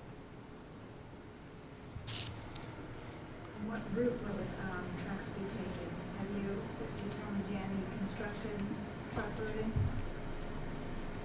We have not looked at anything specifically, Karen. Import of dirt, most likely it's coming from Route 3 or 3A, it's being trucked from somewhere. So, we think that any type of material coming into this site could either be using Tilden or Hatherley. We don't see, a benefit to either one, saying that there's gonna be a preference. No, it's just if there's a school. in There's a the school in neighborhood, Tilden, we would, right, so- we would probably restrict hauling during school bus operation hours. I would make a suggestion. Since we have put up rocks, fill, et cetera, along the coast, I think the easiest thing for you all is to come down Route 3A, come down Henry Turner Bailey Road, straight shot to the lights at Hatherley Road, and then it's a right and bang, you're there. Because Tilden is a windy, narrow road. And it has, a lot of houses. It has, you'd have to come in, all right, down Beaver Dam Road, which is pretty steep, then take the left onto Tilden to go in that way. That's gonna be tough. The straight shot is down Gannett to Hatherley. And make sure that whoever these people are that you're going to use, never, ever go the back way. And there are back ways. No going down Booth Hill Road, no coming through Grove Street. It's 3A, Henry Turner Bailey Road to Hatherley. I think that is your best option, yes. I would suggest if we could analyze that a little bit and come back with some comments, because we want to do that as best we can.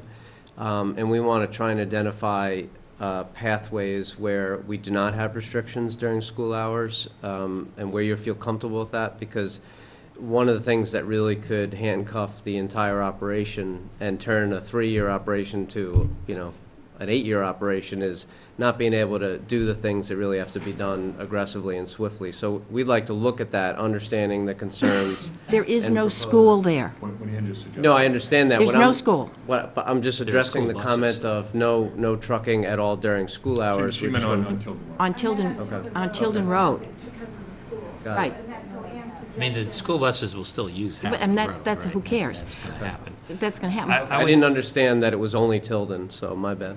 I would suggest that needs to be part of the overall sort of construction plan, the general sequencing of the construction plan. So, because I have a whole list of things that I'd like to see and sort of what is the game plan, right? What is the construction plan?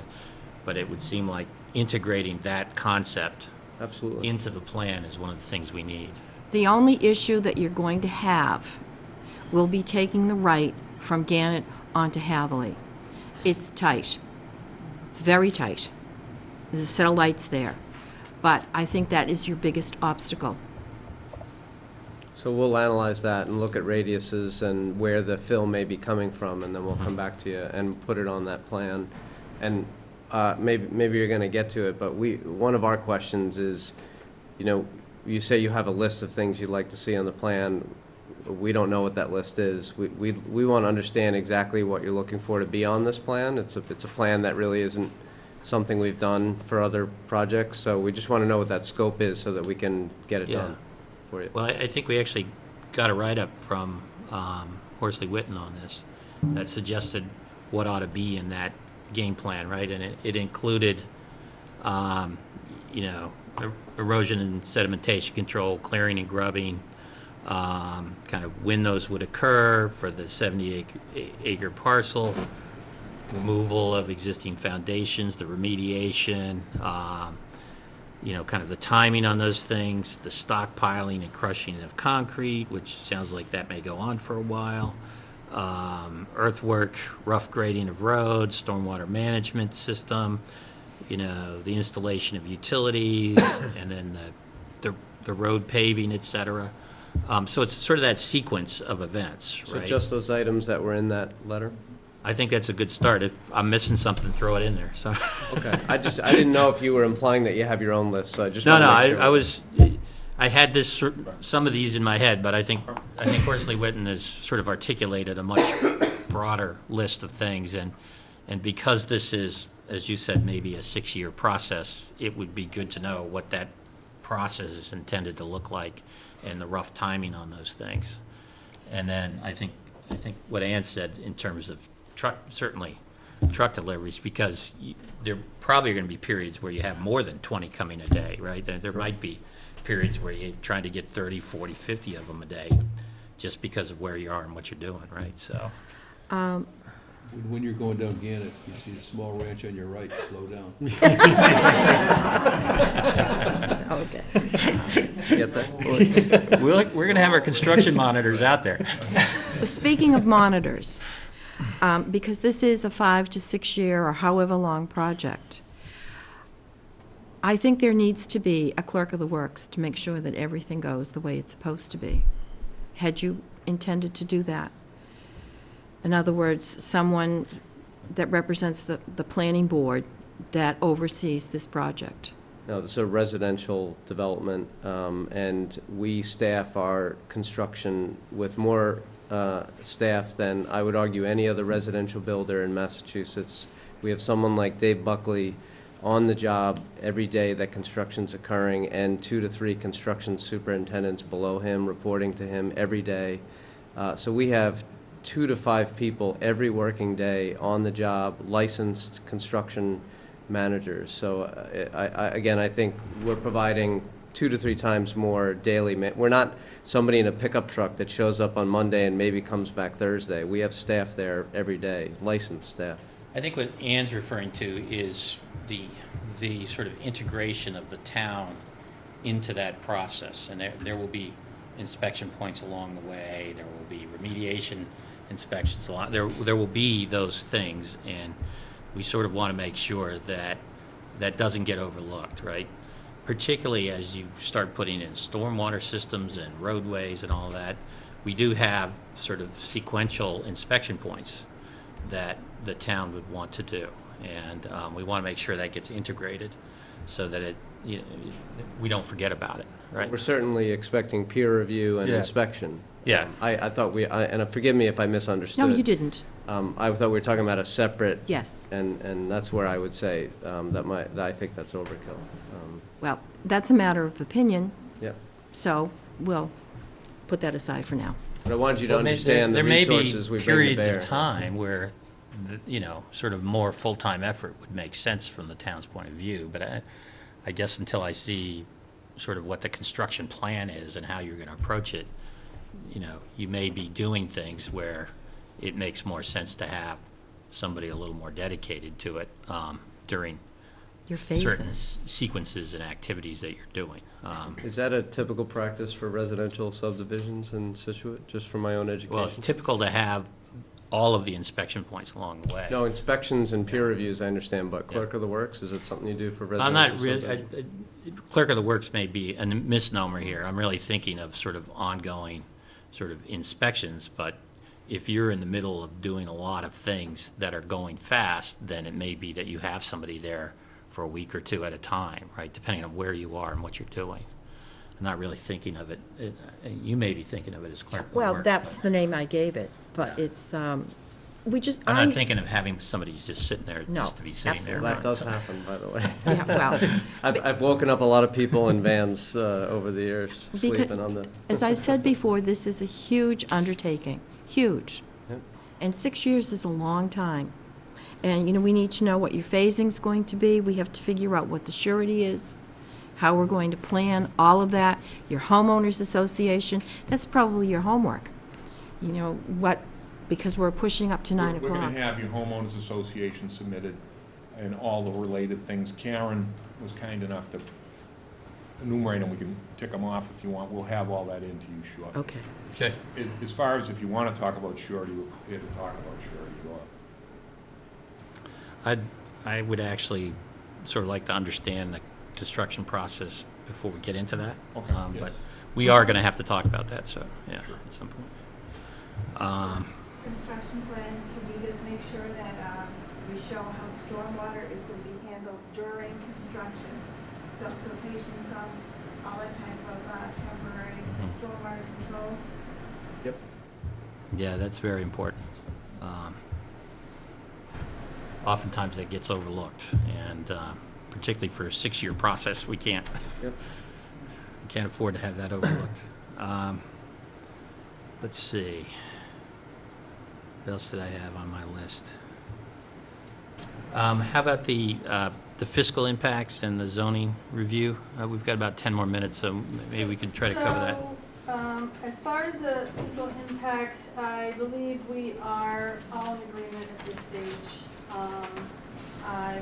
They submitted a response, which was reviewed, Mhm. and I think the one outstanding item that the applicant kind of pushed back a little bit more on, so to speak, was the value of the homes on Hatherley. And we looked a little bit more into it, and homes in Scituate in that kind of location could probably go for more than $1 million. So that was a fair statement on there. And so we accepted their analogy, and we kind of come to an agreement on the final numbers.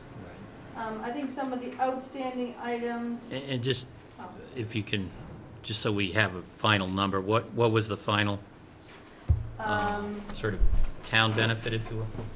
Town benefit. It's current? It was like We 700,000? got $795 and $55 a year.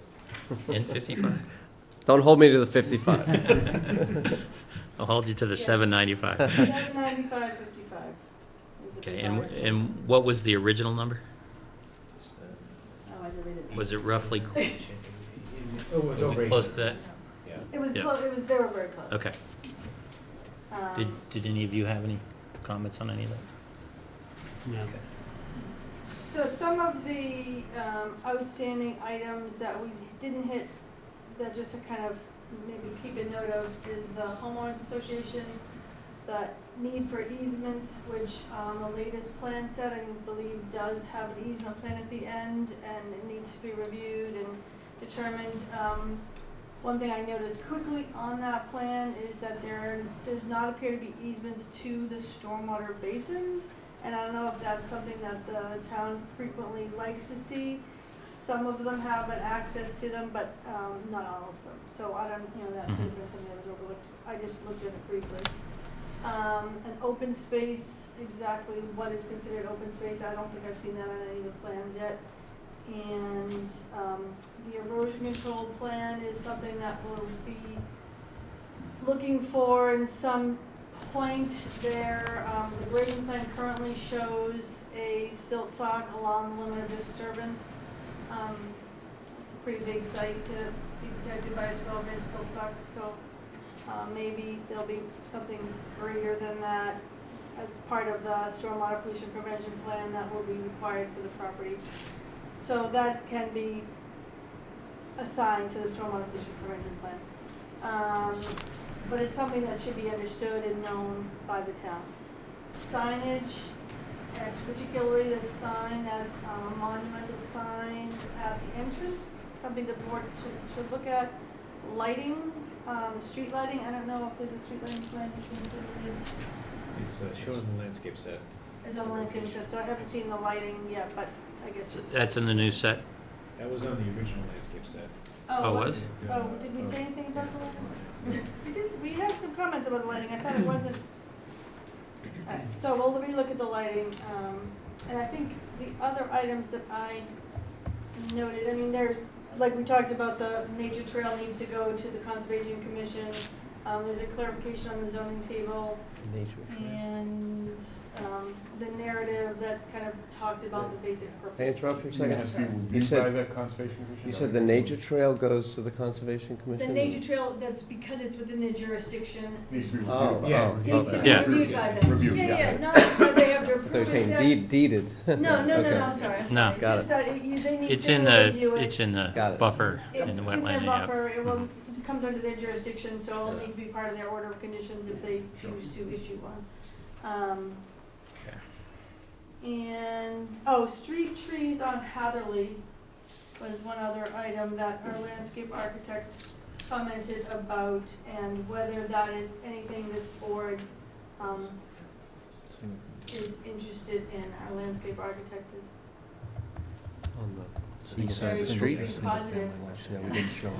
And there was no landscaping on those homes across the street, whether they're all individual homes, and Mhm. that's the intent, to not have anything on them, but maybe they, We just didn't tackle anything about the single families because we were sort of diverging from them being a part of this application, but we certainly have a landscape package and street trees planned for those houses. We I wouldn't guess get I, that- I we for wouldn't one get would that like to sale see pricing them. without it. I think we said, we understood the bifurcation, but we said we were looking at the whole thing, so. Okay. And we're doing that with water and sewer, so we should do that for landscaping too. Would you like to see maybe a sample lot of what the landscaping would be? Yeah, well, particularly what it's gonna look like along, I don't know if you have it laid out along the whole length of Hadley Road, but. Okay, we'll submit something Okay. back to you. I think for those were the kind of main remaining issues, the homeowner association will be a big thing to be Right, reviewed by the. and that's coming, you said? Yes. Yeah, okay.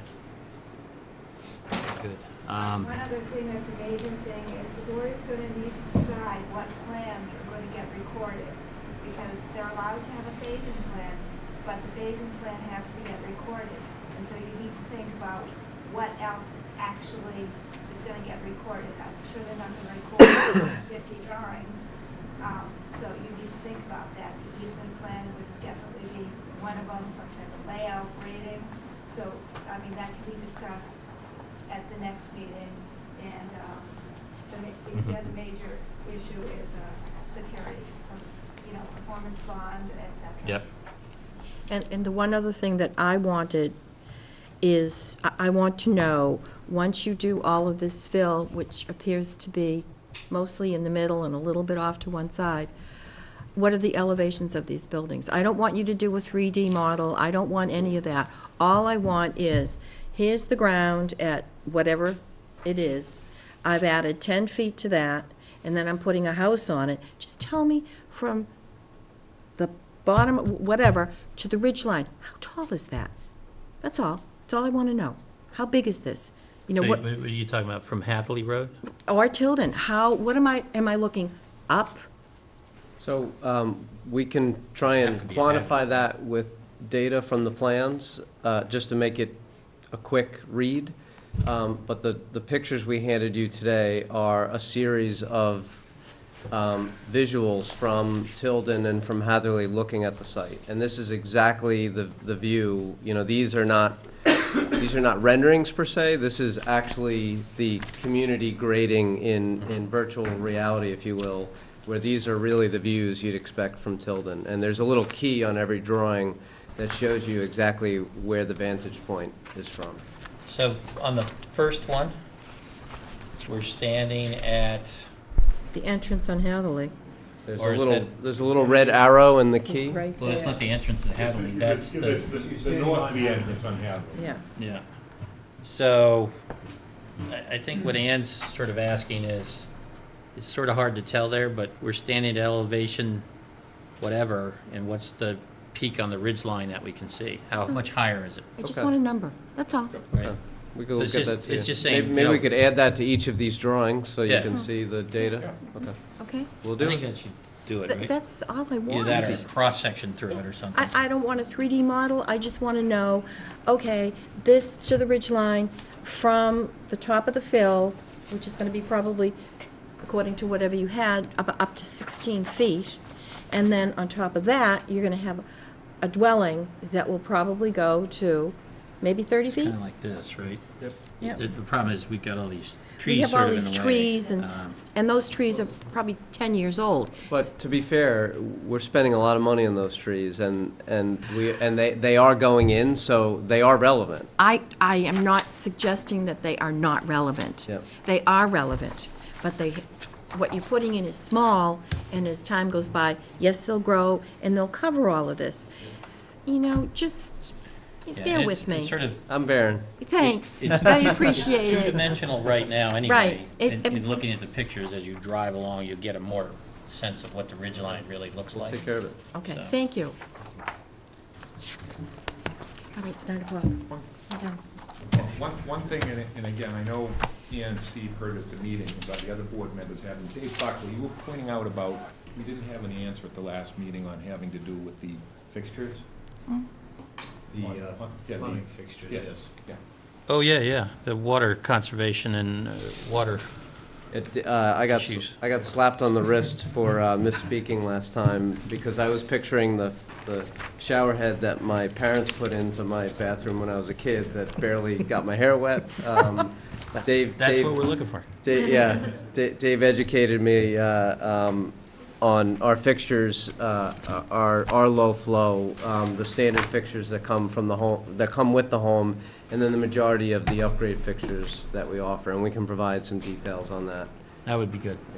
Thank you. I think I I misspoke, looked that I up, and apologize. in like toilet fixtures, you have to have 1.6. Yeah. These are 1.28. And so these are so that's a good step. EFLA Yeah. guidelines for water Yeah. since labeling. Okay, yeah, we'd love to see that as a kind of a package, if you would. One last thing I just ask, between now and the continued meeting,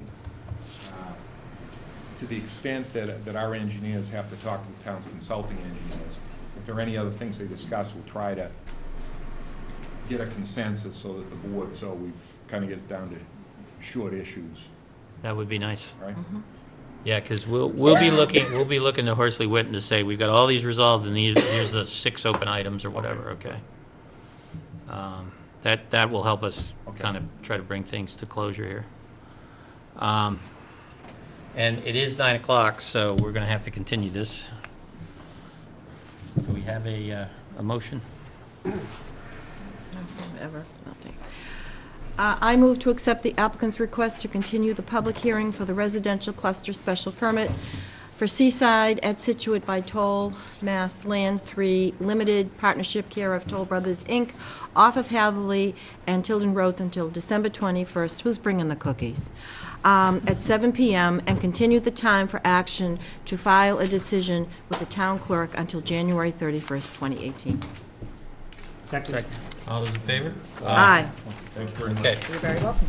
thank you all for coming These are tonight. nice. Great, thanks. See you next time. You got it? And just for next time, should we also talk about DRC, or that was gonna be on the next meeting anyway? It'll be on the next Okay. agenda, yeah. We're waiting for their report at this point, right? So, But we just got it. huh? That's minutes. We didn't get their actual recommendation, yeah. That's kind of what I'm looking for, is their final set of recommendations. Getting it done. Yeah. Okay. I think that's what we need. There's a lot of back and forth and stuff, but Lot to do. yeah.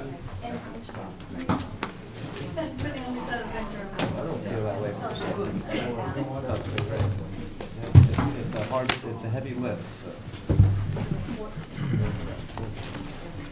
Thank you. Okay. Got through that, Bill. Huh? We got through that.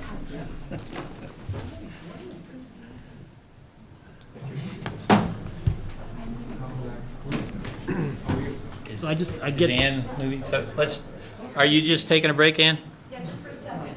Okay, let's take 5 minutes off the record. Use the restroom.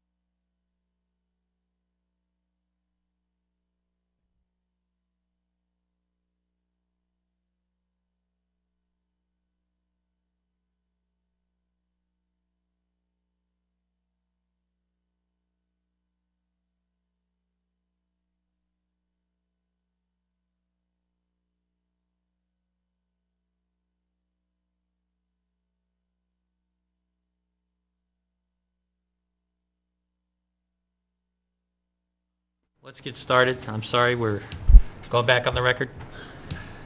This is the site plan waiver request for 106, 108 Stockbridge Road, and I assume we have the proponents here. I'm Richard Henderson from Henderson and Cohasset, and Andrew Spath, who is the principal in Stockbridge Properties LLC, and the owner of the properties to my left. It's a relatively simple project.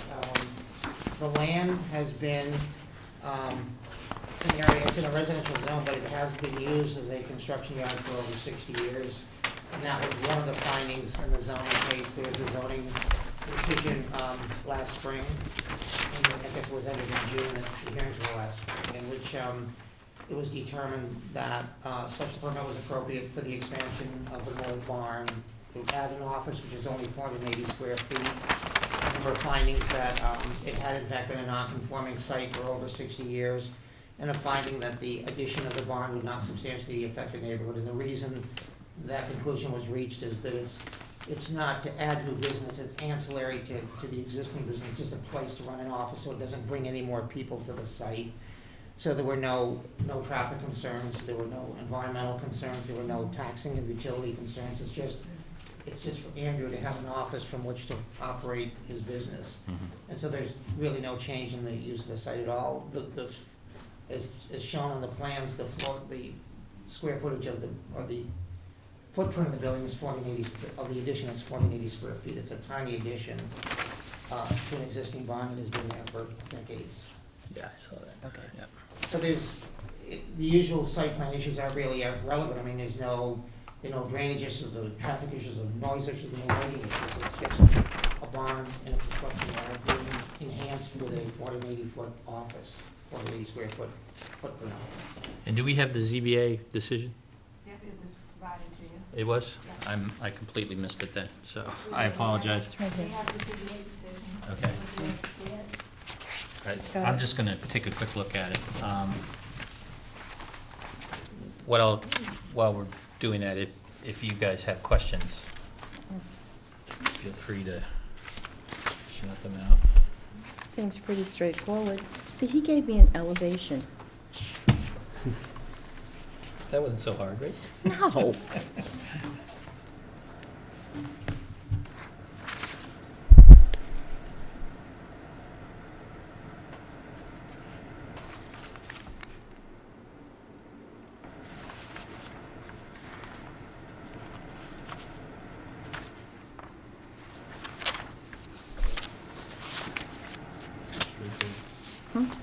It's relatively It straightforward. is straightforward. Okay, this is good, thanks. Couple questions for you. Just my questions, office use only? This Yes. isn't gonna be converted to anything else? Plain office space. Okay. And it's gonna have electricity and sewer and water, or is it, how does it get infrastructure, basically? Off the existing infrastructure in the barn. So the barn is connected to the sewer? Correct, yeah, there's existing utilities at the Oh, barn. okay. So town sewer, is it a septic system? It's town sewer. Town sewer, Yes. okay. The area around the office, I assume we're not paving anything new there? Is it gonna be? No external improvements at all, other than the building. There's no other change to the site. Correct. Right, so we're not creating more impervious surface No. adjacent to the building for parking or anything like that? No, it's all Okay. existing. And we're not gonna store any materials in here, particularly hazardous materials, right? Because we are in the water resource district, if I remember right. I think that was shown on the map. Actually, yes. Yeah. Yeah, you are, and you got there was a comment back from the Water Resource Committee, it has no comments on the plan. Okay. So they did see that. But no hazardous material storage No, no in storage. this, okay, It's the office use, okay. ancillary to what's been non-conforming for years. That's all I had. Anybody else? Yeah, just quick, did I hear, is it on septic or town? Just said it was sewer? sewer. I'm sorry, I missed that, I'm Yeah. sorry. Sewer. And it's on town water as well? Correct. Yeah. I was just looking at the bathroom plan, that's why. Okay. No other questions? Nope. All set? Okay, do we have a motion? That's a different motion. I move that the planning board finds the proposed site work and building work is minor in nature because the proposed 480 square foot, one-story office addition to the existing garage built in 1950 will be behind the garage and not visible to properties on either side. A Chapter 40A, Section 6 finding was issued by the Zoning Board of Appeals on October 18th, 2016, as the property is a non-conforming use in a residential zone and has been for over 60 years. The board proposes to grant the site plan waiver for Stockbridge Properties LLC at 106-108 Stockbridge Road with the following conditions. Condition 1, construction shall comply with the proposed site plan 106-108 Stockbridge Road dated 8/28/17 by Spath Engineering. Condition 2, approval is contingent upon all local approvals being obtained from the town of Scituate. I would like to add a condition 3. I guess we should second it and then do that. We'll second it. Okay. So on discussion, I'd like to add another condition that says the use shall only be as an office, and no other use without the approval of the planning board, and that there will be no storage of hazardous materials of any kind here. Second the amendment. So now we need to, so we got, I guess we seconded the amendment. Do we need a second of the as amended? Or are we close enough? Close enough. Okay, all those in favor? Aye. Aye. Okay. You're all set. Thank you very much. Thank you. All this small cell crap. Okay, we're moving on to continuance of a public hearing for small cell attachments at 3 telephone pole locations, pole SC01, pole SC02, and pole SC04. Do we have? Hello? You ready for us? We're ready for you. Perfect, great. We just announced you. Oh, sorry. Apologize for the tardiness. So, good evening. My name is Dan Klosnick. I think you probably recall we met back in October to discuss the Verizon Wireless proposal to install some small cell antennas. At the last meeting, just to give a quick recapitulation of what I understand happened, we went ahead and we introduced to the board the nature of the facilities consisting of the single antenna mounted to the replacement utility pole, 2 remote radio heads, some cabling, and the introduction of a new electrical service. In addition, I think we went through in our application packet itself how we comply with the bylaw standards. I think I had noted that the town of Scituate has a specific provision in its zoning bylaws that relate to these very specific types of facilities where they're allowed in any zoning district as long as we meet certain criteria, which I think we did in fact outline. At the last meeting, the board had requested that we provide some additional information in regards to the need for the facility. So I had submitted electronically a supplemental correspondence and an RF, which I have here in hard copy that if it's helpful I can pass out to the board, or? I'd like one. I've got it. I'd like a copy, You please. need a copy?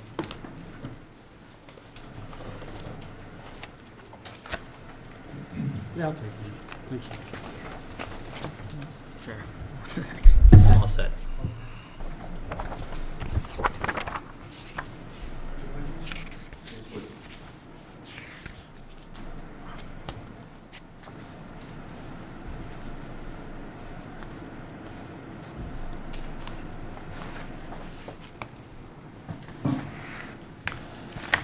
I think at the last meeting, what we tried to do was, we had provided an RF affidavit that was prepared by the RF engineer who is here this evening, where he outlined the requirements for the facilities, the particular other facilities, why Verizon Wireless was proposing them.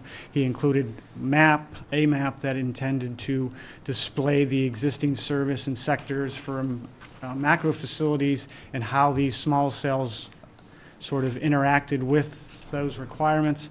So as a supplement to that, we've offered an additional map that further illustrates what Verizon Wireless is trying to accomplish.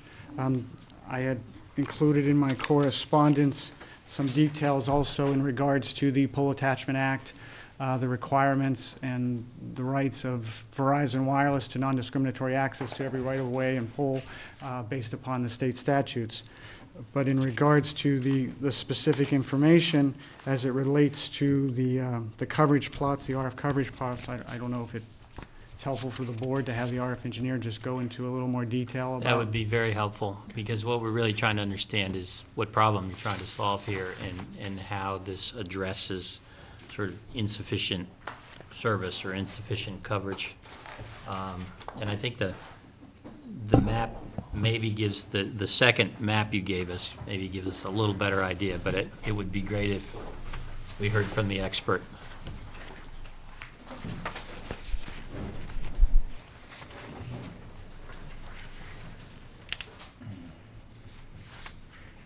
They have one. Yeah, use that one. Pick it up on the TV, I think.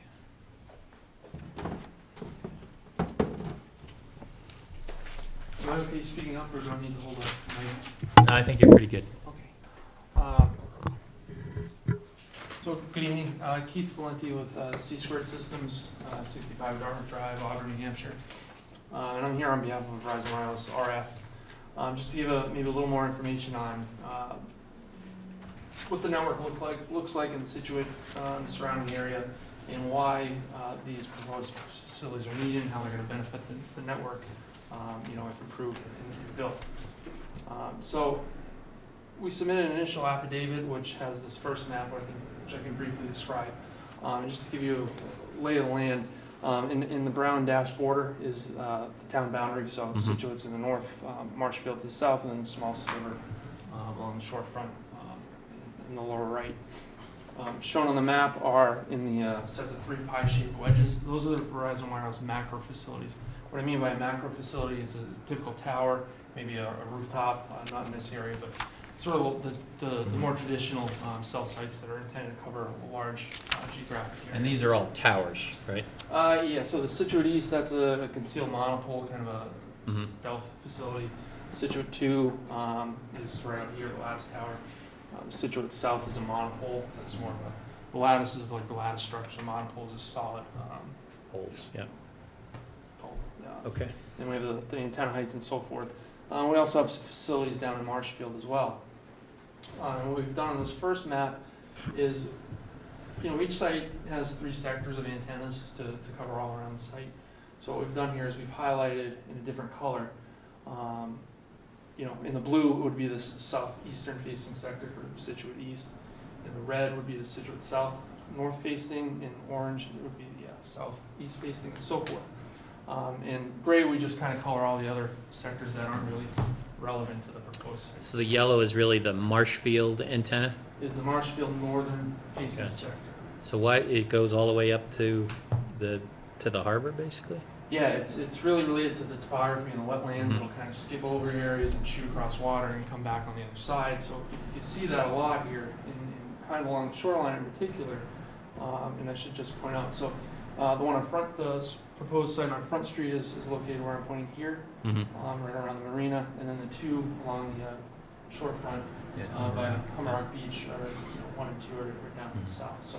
And the coverage that you have, the colors you have, do they overlap, or are they, in other words, does the orange sit on top of the yellow, so to speak, that kind of thing? So the way this map is done is it's the strongest server. So if you're located in an area, if you're in this orange area, the You'll be fed off of that. The strongest signal, feeding that user is likely to be from this sector and so forth. So you can see where these sites are located.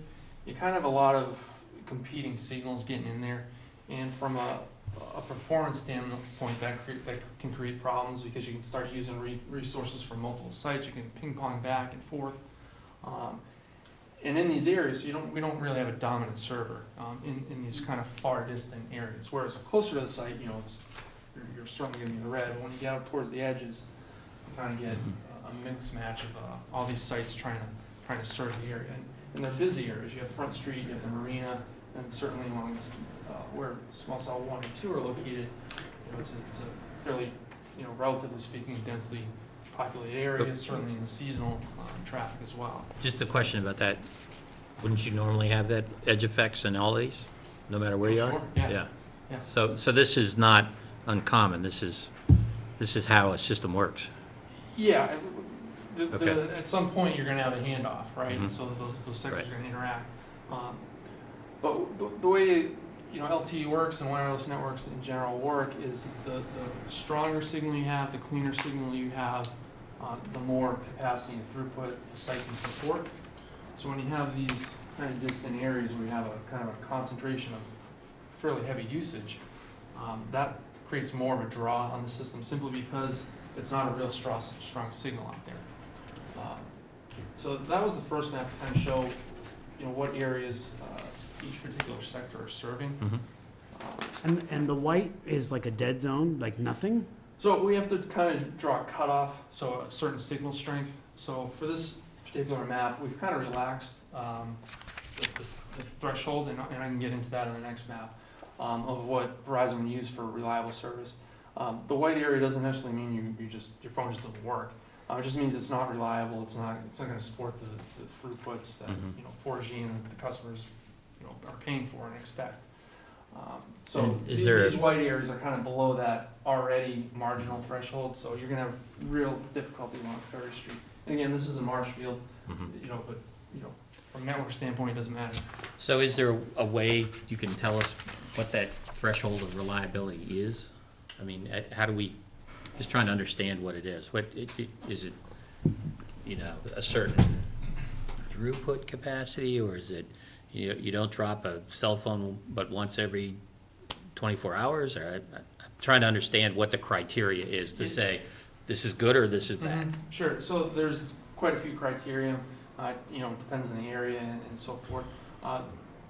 The traditional way to present these is based on a signal strength, which if you've seen any of these applications, that's usually what the maps are based upon. This is a little That's different. why I'm asking all these questions. In the best server, that's what this first map represents. Okay. The second map goes into just the signal strength of an LTE signal. This is the one that was included in the supplemental filing. So what we have here, wireless networks, in order to design them to a certain reliability, we have what's called a link budget.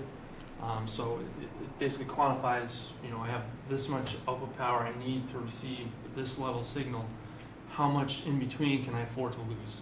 Not unlike a household monetary budget, you have income, you have bills, and you have spending money afterwards. Mm-hmm. How much you want to spend is, kind of how reliable you want the signal to be. So that's kind of one way to think about it. So for this area, Verizon has a link budget, and they've established that what they're looking to provide is a signal stronger than a NIG 95 dBm. So it's a power measure.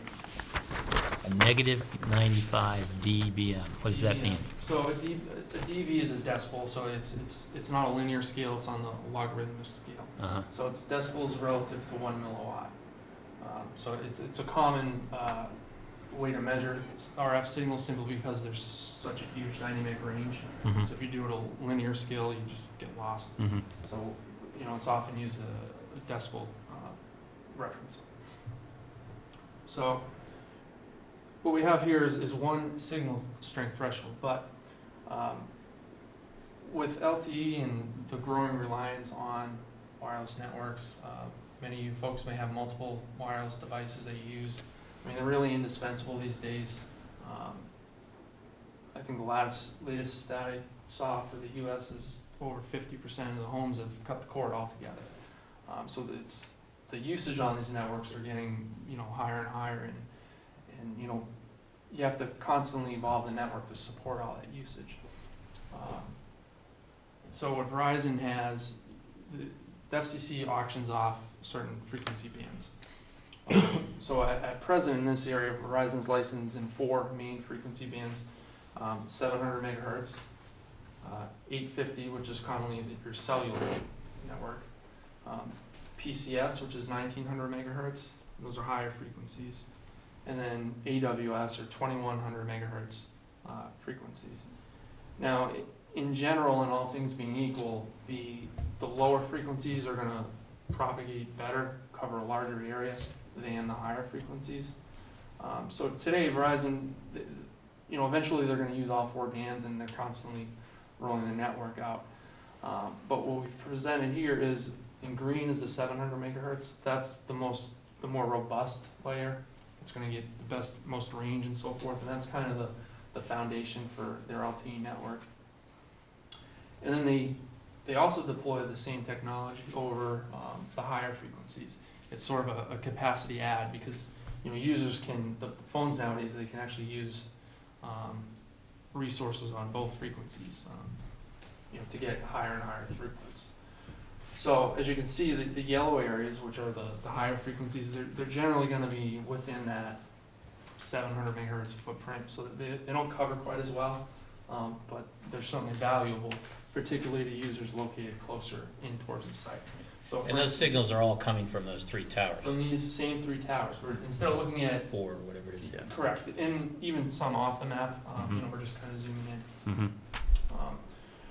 So on the first map, where we showed which sectors are the most likely to serve the areas around these small cells, what we're showing here is you know, kind of how it's also deficient in it's just raw signal strength, and they're not separate items.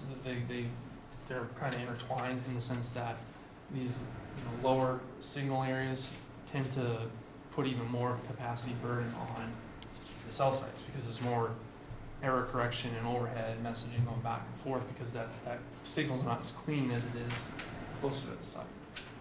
So what Verizon, their general design strategy, and it does change from site to site, is they'll probably use these sites to kind of augment that yellow area. And they may even include 700 megahertz. They'll make a decision as time comes.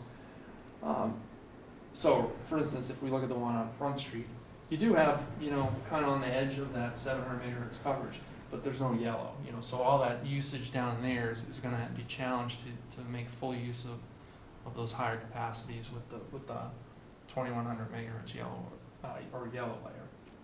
Excuse me. So by, you know, activating this site, it'll you know, provide a dominant server in that relatively busy area. So if you took that new antenna you're talking about, then the small cell one, what's the radius of its effect? Like, how much yellow would it add to that map?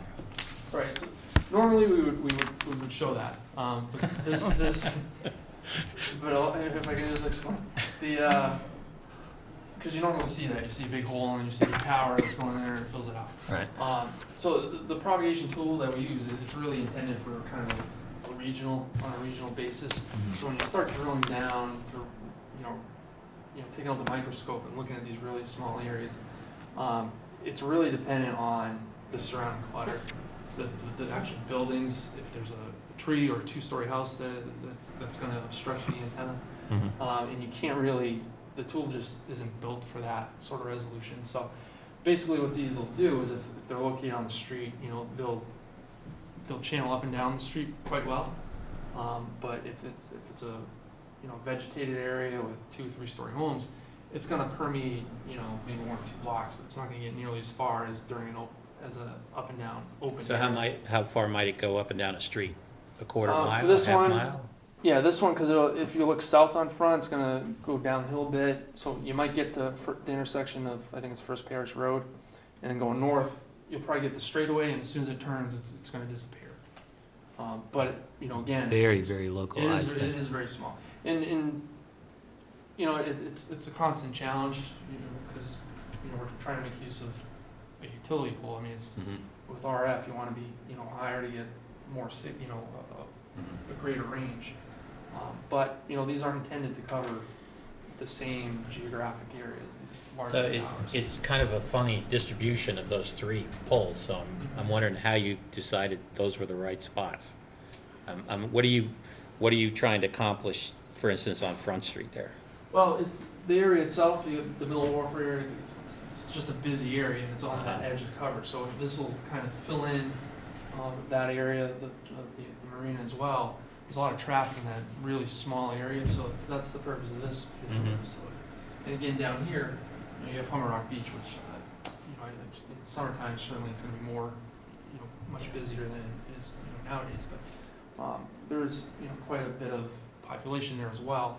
And again, common theme, it's kind of out on that edge where service, is hit or miss, a little spotty.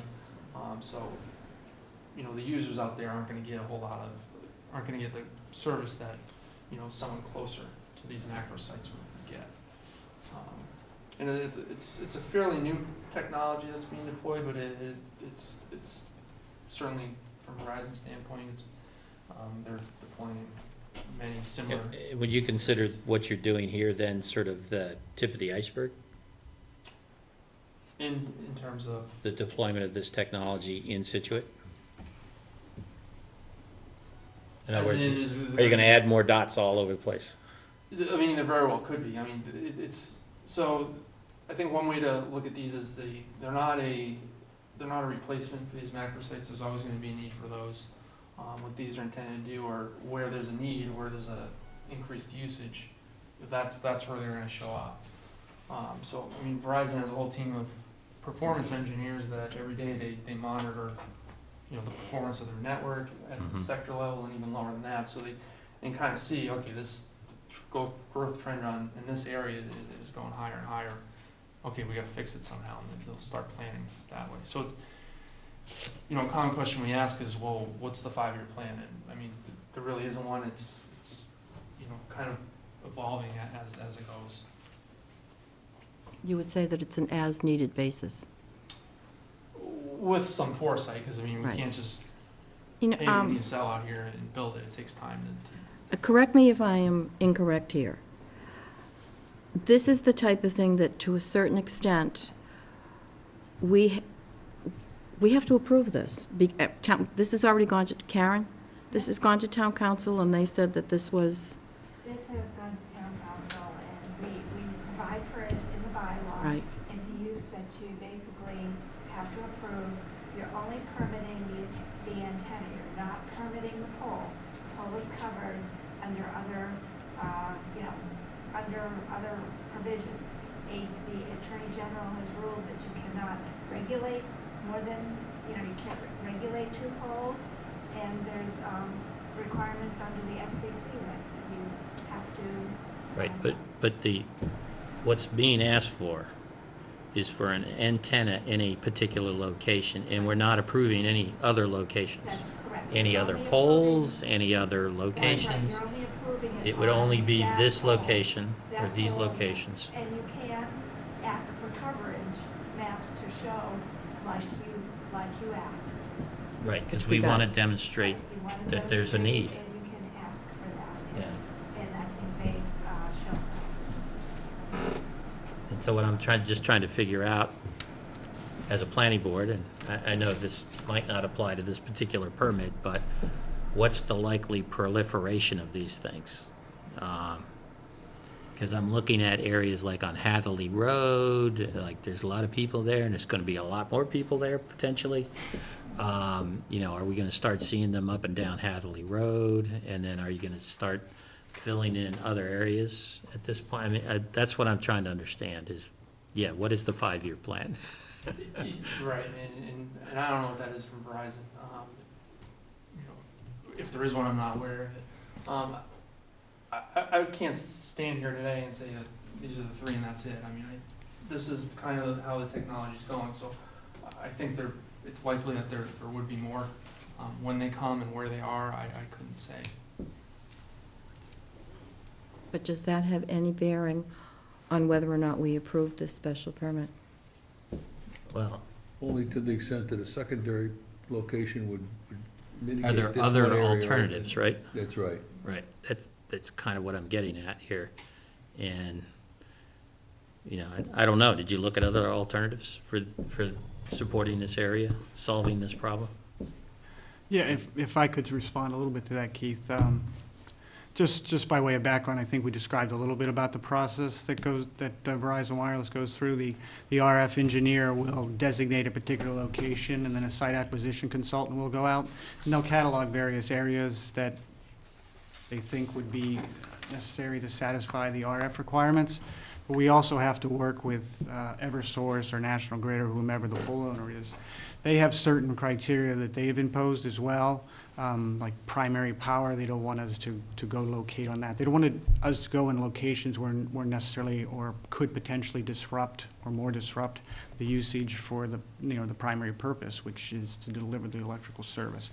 So within those limitations, in addition, if there's a transformer, for instance, we're told that they don't want us to locate on those. So within the limited criteria that we're given, we have to work in conjunction with the utility pole owner to arrive at a particular location. So that can take a lengthy period of time. I mean, I think that these ones have been in development for perhaps a year or more, where the initial ring, as it's called, is released, or the initial siting is released, and then the cataloging is done. So there was an extensive amount of work done before these were selected, and I understand, and Keith can perhaps expound on this a little bit. These were selected because they are in the closest proximity to what they were trying to cover in regards to the location. So, have you ever taken them down? this is a very new technology, so they're just in the process of putting them up. To my knowledge, none of them have ever been taken down. Typically, that's not going to happen because there's only going to be a need for more capacity. So we already have the macro sites, as Keith has already described. These are not intended to replace those, or they supplement them. So there's only going to be, I think, a need for more facilities, not less. So there isn't really a horizon where they would be decommissioning them. There's some transition point between whether I put up the little cell units or whether I put a new macro unit up. Yes. Yeah, it depends on the amount of service they're trying to accomplish, what's available in this particular location. I mean, I think what Scituate has shown is a little foresight in codifying in their bylaw the very fact of what we're talking about, that they had, I guess, the foresight to see that you would perhaps need additional infrastructure. So in looking at that, and I think when we evaluated that, we thought that was, oh, that's good. You know, there is something, because in a lot of situations there's no provision made by the municipality, but it seemed to us in this particular instance, Scituate was, the way I viewed it, encouraging these types of installations by putting them specifically in the bylaw and listing the criteria. And the bylaw was written to basically to preclude putting towers up everywhere. So, yeah, so this is working in that regard. And when you looked at this, did you consider the distributed antenna system as opposed to these individual cells in terms of solving the problem? There isn't a distributed antenna system available in this location, right? No, They're wouldn't different you put it up? Hmm? Isn't that something you could put up? From a, I'm just thinking, you gotta solve a coverage problem. It sounds like there are multiple technologies to solve that Well, a problem. dash usually, I think, even requires more antennas. it's similar. DAS are a distributed antenna system, particularly an outdoor one. And they also have indoor ones and some supporting the garden, for instance, for bays and so forth. Generally, in most cases, they're a neutral host system, so someone will own it and operate it, and then a carrier such as Verizon could just come in and plug into it, and multiple carriers can plug into it. Mhm. And oftentimes it's shared, and because of that, they tend to be lower powered. Particularly in Fenway Park, for instance, you don't want a lot of power at each antenna. The concept, however, is sort of similar to these small cells in the sense that each small cell has fiber attached to it, and it kind of goes back to a central, not a central office, a hub, if you will. So at the hub, it may support small cells in Scituate, Marshfield, and surrounding towns, so it can tie back to it. It's sort of more distributed network architecture versus the macro site where you have all that on a tower trying to broadcast out. So the concept is similar in that you're trying to kind of drop them around and fill out an area. Will other carriers be able to use them? These small cells? Yeah. No, this would be, So the antennas and the equipment would be Verizon's. So the distributed antenna system allows multiple carriers to use the same one, but this system doesn't? Potentially, yeah. The DAS, like, as I was referring to, it's usually operated by a third party, and then the carriers might plug into it. But they tend to be lower power, but a similar kind of concept. It's smaller sites, covering smaller areas. And so forth. And how do we prevent these things from looking like, just massive clusters of equipment on every pole? Well, I think in compliance with your bylaw, we have proposed to paint the equipment, as noted in our plans. To the extent the equipment can be painted, it will be painted to match. I So guess what think I'm that's saying is, logical. what you've submitted is a detailed drawing of what's going in, right? Yes. And that would be the only thing we would permit, right? So I guess the issue is that all you need, right? Nobody's gonna come back later and throw in another box or two and this and that and the other thing. So that it ends up looking like a crazy pole with 26 boxes on it or something. All you need is what you've shown us, because that's all we're gonna approve. Right? Yeah, So and I nobody's mean- gonna change the design and add more boxes to it and make it look like, some kind of crazy electrical pole. It's just gonna have the equipment that you've identified.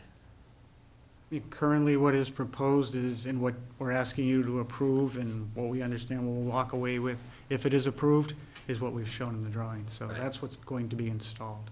And you won't change it. Well, not without going through the process of whatever is necessary to change it. Okay. Question? No. It wasn't really a question, but the last meeting, where we were discussing this, there was like a pole, there were like two poles together, and they were like, National Grid had already built the second pole at the higher level. Oh, yeah, right. So what's can we say that they need to remove the smaller pole? You can. Cannot regulate the pole, So- or only regulating The antennas. Okay.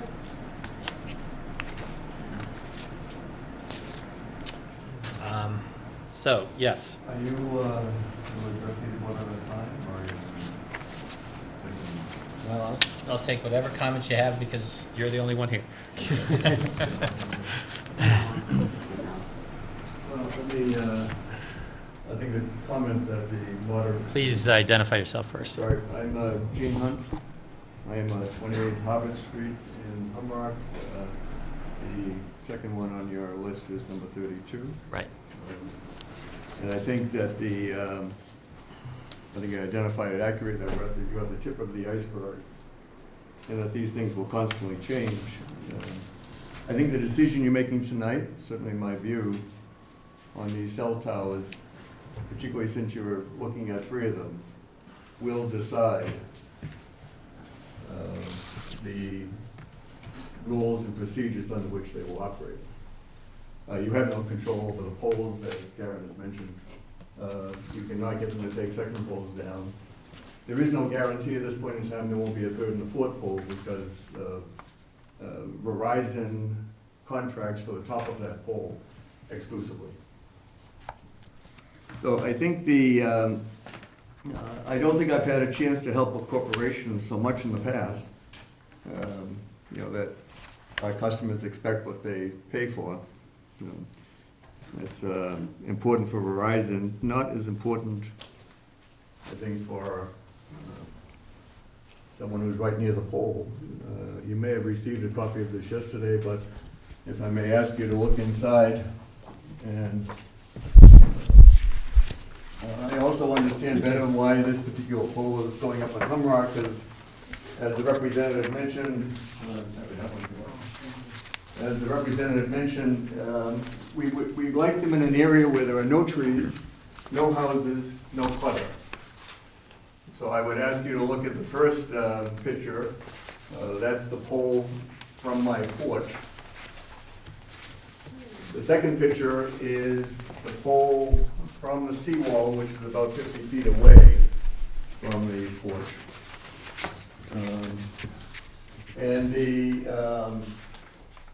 So I think the reason perhaps this particular location is there is the,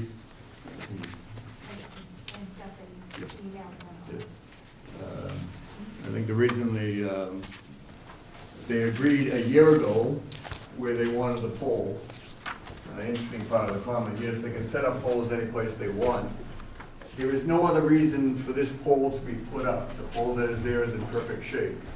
The reason for this is you have two corporate entities that a year ago decided we need a pole someplace in Humrock. We need one that has absolutely no obstructions, so why don't we put it near the water? But as I mentioned in my letter to the board, this area of Scituate has been recently designated the most severe federal floodplain map location. The area of Humrock on Central Avenue no longer needs a plow during the winter. It needs a backloader to remove the rocks. So we have a unit that is close to being on top of the beach, so they can eliminate clutter, goes up in the air, away from anything, but as such is immediately in the force of the ocean winds during the wintertime. Karen is right that the pole companies have complete legalized right to put them up where they want. Unfortunately, the town of Scituate has the initial liability when that pole falls. You do have recourse to the electric company, but your initial liability is when that pole falls. So you have a pole that is about 10 foot from my porch. As you can see, sticks significantly up in the air.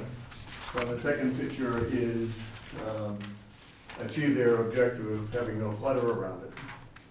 And as I mentioned in the final part of the commentary, you have about 100 feet away a Scituate fire station that needs to be provided with good coverage. And I would submit if they're going to put a pole in Humrock, one that is in that area may serve multiple purposes. I respectfully request the board to deny the application for 32 Harvard Street. And I think truthfully from a objective point of view as a planning board, but also as a personal point of view, I doubt if either one of you would want to walk out of your porch and look up and have your grandchildren and children walking in at the time, because it achieves what they want to achieve, no clutter. But by definition, is exposed to significant ocean winds. So I respectfully ask the board to deny the request.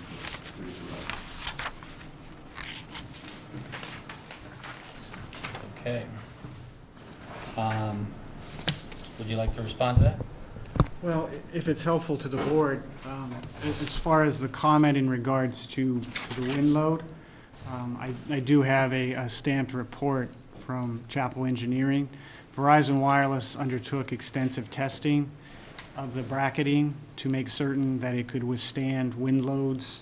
It was actually evaluated from, let's see, between 90 and 150 miles per hour. They sent the specifications up to the University of Maine to have them evaluated, and then based upon that, Chapel Engineering was able to provide a certification, which I can provide to the board, that these will withstand those types of situations.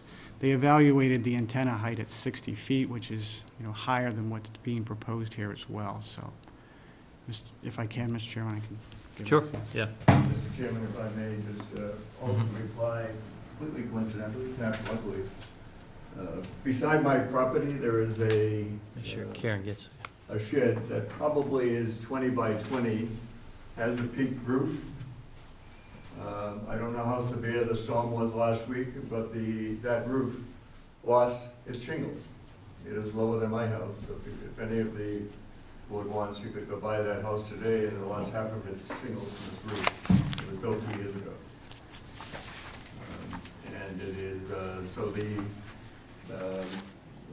winds may be designed to manage certain things. We have a tower that is on a pole 60 feet in the air or 50 feet in the air. If it's under 60, there's always the interesting thing is that we evaluated at 60, it's gonna make it, the pole's only 50. But this house is probably 18 feet high.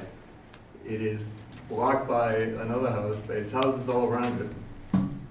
So the wind successfully moved their way through those houses and threw off all the shingles on top of the roof, and it still is exposed down there now. So it is, and that's significantly down at ground level. Okay.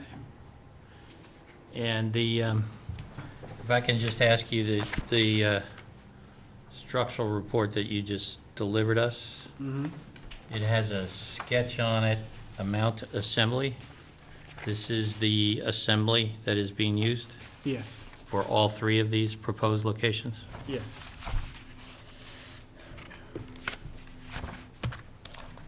I have a question. Go for it. Thanks. The big issue here seems to be the pole at 32 Harvard Street. Is there any possibility that that pole could be moved?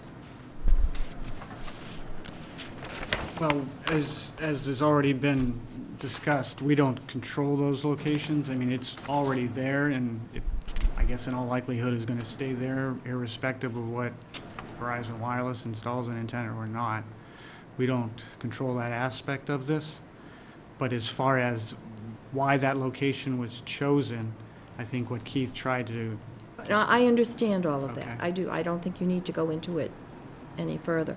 So basically what you're saying is the pole at 32 Harvard Street remains, regardless of, you know, we have to approve this. It's, am I correct? Well, as long as they've demonstrated, If they've demonstrated sufficiently to you that the coverage warrants the situation. Well, I have to say they have to my satisfaction. It is unfortunate that there was no discussion a year or 18 months ago about where to put that pole. But it's a moot point at this time. No, the pole was already, What poles? pole was already there. The pole's already Which there. one's being Yep. used. Clarification, if I may, the board has the complete approval to approve the cell unit. The pole is outside of any of our. correct. Right. The approval of the cell unit in these three will in fact set the standards that you're going to have in place going forward, which essentially is two corporate entities making the decision where they damn well put it. I would file, I'm prepared to live with the pole with nothing on it. If we need to do that. We have a pole that was put in specifically, decided a year ago from the commentary tonight, to do what they damn well wanted to do. I'll live with the pole as it is. I'm less concerned with the pole. The key item is, unless we are able to stop independent decision-making without any consideration of the board, we all lose. Well, I think the criteria, you know, we all live by requirements, right? And our requirement in this case is section 730.3, right? Which is wireless communication antennas. I mean, that's what that's the standard we're held to, right? And Then why do we have a board? and the requirement is, please stay with me. The requirement is that that it's allowed, provided the applicant demonstrates that it's necessary for the provision of wireless communications, right? And so that's what we're trying to address here, is how necessary is this for the provision of communications, wireless communications, right? And I think that's what we were trying to get to last time. We had an affidavit that said, oh, we think it's necessary, but what we're trying to understand is, why is it necessary? What will it change? What is the problem now that you're solving that is delivering wireless communication to a place that, you know, at least when I look at where it's located in Front Street, it looks like, you know, you have a lot of green there. Like it's being delivered, so that's what I'm trying to get a handle on here, is how, what problem are we solving here? I mean, I guess I don't see sort of a demonstration that, there's inadequate service here, right? Or that we don't have wireless communication here. Seems like we do. And it seems like what you're trying to do is, and it's hard for me as a layperson to really understand it completely, but it seems like what you're trying to do is improve and increase throughput capacity or whatever it is. But is that really the standard that we're trying to work for here? That's what I'm trying to understand for what you presented here. And the pictures on the map are a little more helpful than the first map. I have to say that. But, the question still remains, how do we know this is, a problem that is necessary for the provision, that we need to do something for the provision of wireless communications here, right? And so that's what I'm trying to get to now. And then the question would arise, the 2 poles that you have down in Hummerock, what's wrong with it having just the one on Kenilworth and not Harvard? Because they seem very close together. Sure. Maybe I could respond to the chairman's comments, elaborate a little bit more. So if we start on the area along Front Street, again, we have the Front Street, it's busy with shopping, restaurant, and so forth. The marina itself can get busy, I'm sure. But what we have here is it's on an edge of coverage. I'm quite certain if we all went down, walked down Front Street right now, we're not going to see no service. There is some degree of service. The problem we're faced with, or Verizon's faced with, is the increase in demand and reliance on these services. So in order to keep up with that, they're deploying LTE across these multiple frequency bands. So while there may be some marginal coverage at this one band, the lower, more robust frequency band, it's quite deficient at that higher band. So users in this area, again, it's kind of a small concentration of heavy usage. That's why these sites are situated where they are.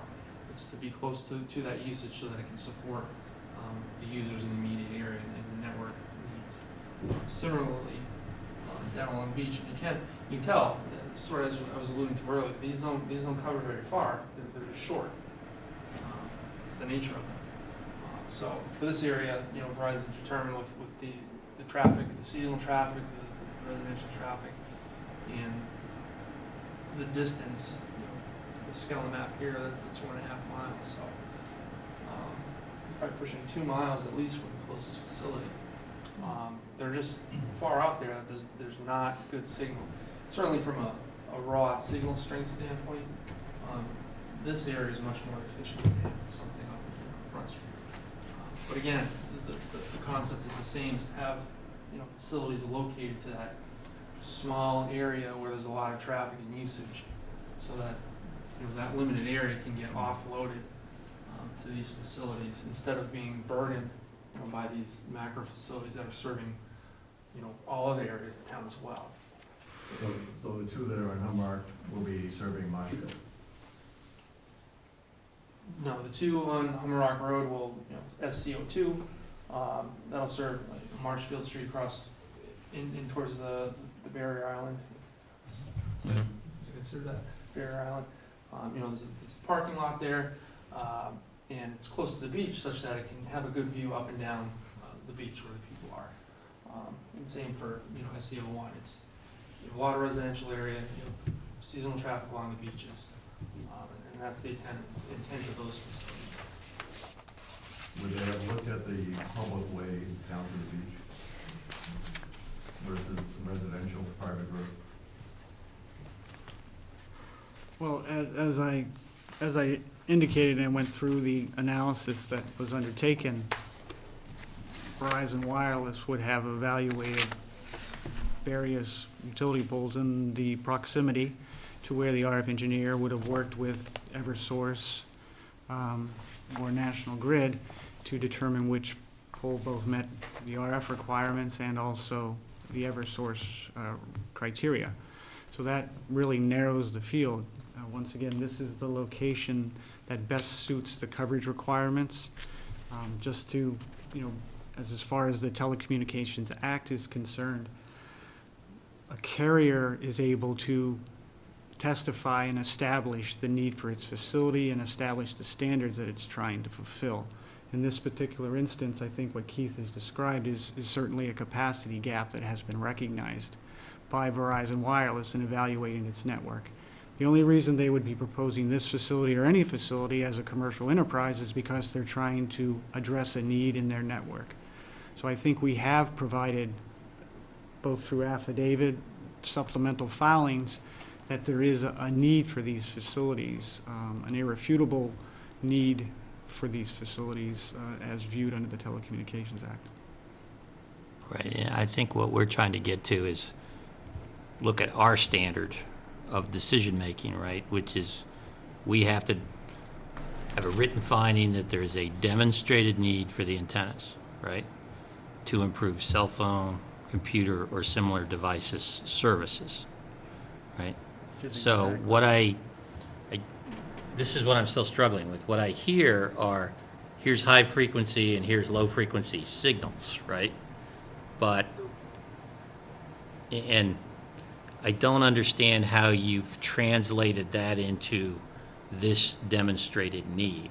I mean, is there somebody who's measuring the actual performance in this particular area who's saying, because there's a need everywhere. You could argue that there's a need in, at the top of Mount Everest if somebody ever shows up there, right? So I guess what I'm trying to understand is what is that standard of need? Because if we have to make this decision over and over again, if people come in over and over again, we need to kind of understand exactly how you're making this, what's determining that there's a need here, right? I mean, it seems like a lot of the needs are already addressed. So what is determining that we need 3 particular pinpoints on this particular map that has a different need? So there's quite a lot that goes into these decisions. I'm sure there are. It's just it's a little more involved than that. So to go back to, I think what I was describing earlier, there's Verizon has established their own link budget, which goes into what do we need to provide in terms of signal strength, for reliable service where a user is located. So certainly closer to the sites, you're gonna have stronger signal and better service. As you move away, you get behind hills into tree canopy, that signal diminishes, and you have less kind of headroom to play with. So what is that budget? How do you articulate that budget? So that's where this power measurement comes. So what we know, and the way we model these and create these maps, is we basically build the site at each location, and each site has the parameters that those sites actually have. That is antenna models, transmit power, different frequencies, and so forth. And so we know what those sites are transmitting at from a power standpoint. Okay, and then the tool, what it does is there are really 2 main databases that it uses: a topographical database, which is land terrain, hills, valleys, and so forth, as well as what we call clutter, which is so it would be forested or residential trees, urban, and so forth. And those 2 together really define these irregular coverage areas. So if you have I wish I brought a terrain map because it might show how these irregular areas actually, I think it's why they're defined. On your affidavit. We have this, for instance, you can have 230 foot. That's what Verizon's antenna heights are. If you have a 100-foot hill, say here, it goes off behind. That hill is basically a brick wall. So that's the dividing line. So it's all those factors that diminish the signal and decrease it, such that the further away you go, there's more stuff you have to go through. So that signal just gets lower and lower, and eventually it becomes unreliable. So that's from a signal strength standpoint. Just having that enough power at a given location. To your point earlier, if there's someone on Mount Everest, do we need to provide coverage? And I thought this was probably a whole legal thing that I couldn't speak to. So, there may be, no coverage in a huge cornfield, but, Verizon's running a business, they're not gonna just build a site to serve areas where there's no usage. So I think what we tried to explain within these locations, and perhaps a little better on this first map, and I tend to rely on these to show from a capacity standpoint, is again, where these sites are, there's a scale bar, so we're over 1.5 miles from the nearest facilities. And they're all kind of getting in there, particularly even this Marshfield one is shooting across the water, and again, it's coming in here. So what this site does is you can almost think of it as, these areas of concentrated usage, they're kind of pressure points on the network. And when you drop these little facilities in, it's sort of like a release valve for that little area. So go back to your other map. So when you drop that site in, you're saying that the areas that are white, right, which are below your budget, whatever you call it. What did you call it? It's based on a link budget. Link budget, okay. So it's less than minus 95 dBm is below the link budget for Verizon service all over the place? That's the threshold they've established that they want to. No matter where you are, that's the threshold. Well, urban areas, you're going to need much higher signals. So for an area such as Scituate. For this area, okay. So, and then we drop this thing in, and then the link budget for some radius from that particular thing is going to get over that 95? Minus 95? The threshold doesn't change, but this area in here it'll bring it above that threshold. That's what I mean. It'll become green or yellow. It'll become green and yellow in this, again, a very limited area. So you get it from below the link budget to above it, so to speak. Yes, exactly. Or the other way around, however these things, because you've got got negative numbers here. But. Yeah. Please. I think in the parlance, in the parlance of your bylaw, though, you talk about capacity specifically, and I think that's what we're talking about primarily here is capacity. There's a capacity gap. It seems to me that your bylaw standard is pretty conducive to exactly what we're proposing to do here. It talks about cell phone, computer, or similar devices, and what Keith has been talking about is exactly these capacity requirements, throughput, and other measures. What I'm trying to get to is what is that requirement? Because we have to say there's a demonstrated need to improve the cell phone, computer, or similar service, right? So there has to be a threshold that you need to get above in order to demonstrate, in order to bring this on board, that will demonstrate, that fix that problem, right? So that's what I'm trying to understand. Please. So I think what you're telling me, and let me paraphrase it back to you so I understand, is that in an area like this, you need to be above minus 95 dBm to provide service to your customers here. And that you're doing that in this particular area because this particular area is below this minus 95 dBm. Is that what you're telling me? That is one component of that. As I mentioned, in order to have the service, you need to have that signal strength. So that's sort of like checkbox one. Okay. Right. So again, going back here, SCO4, there is some degree of signal, and then down in SCO1 and 2, it's much lower. So the degree of how far below it is different. But again, it doesn't. In Boston, if you put a site on the Prudential, you cover a huge area. Good luck, because there's so many users in that area. Mm-hmm. So it's not just that. It's not just this requirement. So what are the other requirements? Well, they have to handle all the usage. So if you can think of it from a customer standpoint, you don't care if your phone doesn't work. You don't care why. You don't care if it's lack of signal or there's too many users on it. You just know it doesn't work, and you're annoyed and you're not happy with your service. So, that's really the end game, is to keep up with the customer demand and keep everyone happy. So with all these devices out there and people cutting the landlines and everyone's using them for business, personal, emergency uses as well, that demand keeps growing, and in order to keep up with that, they have to add sites for capacity purposes. So what I was saying here is, these sites, you can kind of think of them as relief valves to these pressure areas, so that once these are activated, this Marshfield site, it won't have to worry about trying to get in and serving that area, that densely, situated area from miles away. So that's how the network. Well, do you have a map that shows demand? I think that's what Steve's asking for, is like, if I can visualize a map in different colors where like purple would be super high demand, and like you said, around the harbor area, that's purple. And maybe in Hummerock, it's purple because there's lots of people there and they're on the beach. So do you have something like that shows demand? I don't, and that's typically closely guarded as proprietary. So, I don't work directly for Verizon. I'm a contractor with them. I present on their behalf. So I try and do it as best I can in general terms. And as I was describing, if the areas in each of these are located, I think we agree that they're, relatively speaking, they're busy areas, relative to much less the rest of the town. Do you actually draw them, create these maps? Yes.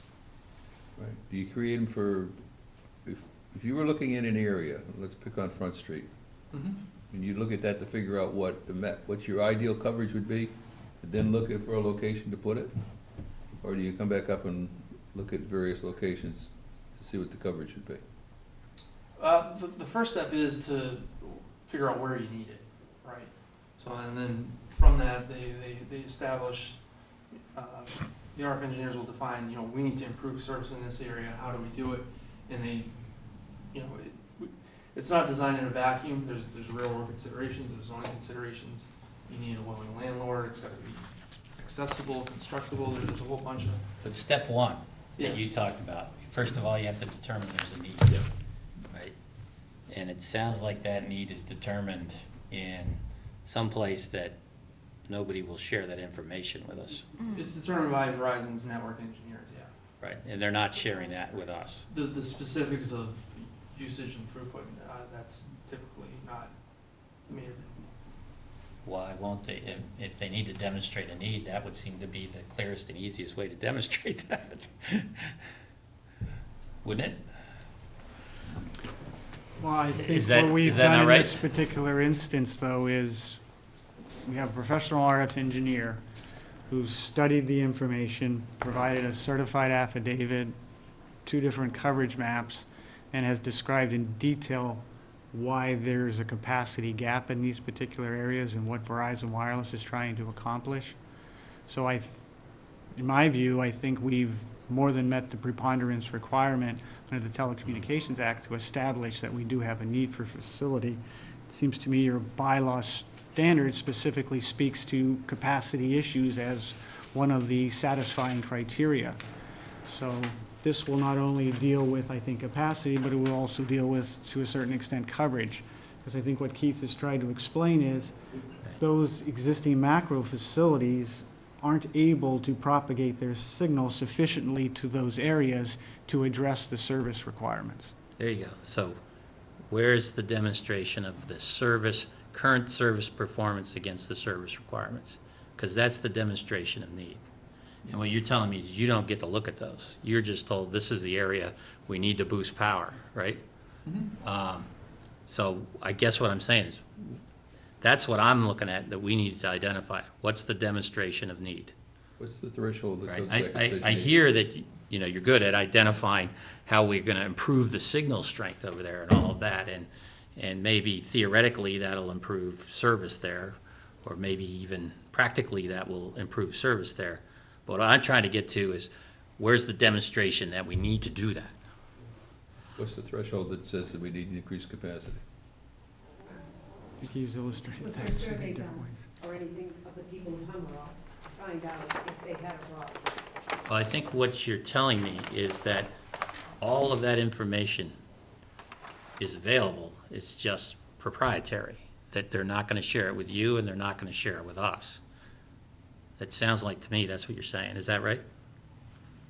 I don't think that information is what's necessary to establish that we've satisfied the bylaw and the Telecommunication Act's I criteria. hear you saying that, but is it right that they wouldn't share the need determination with us? We have already established the need. The need is based upon what Keith has presented to you.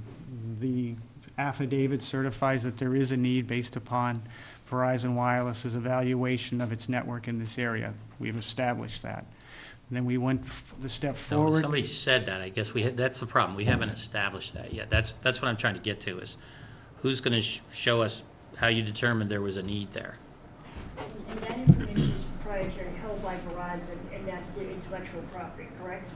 So they're not required to tell us how they provided the service because that's their secret sauce, correct?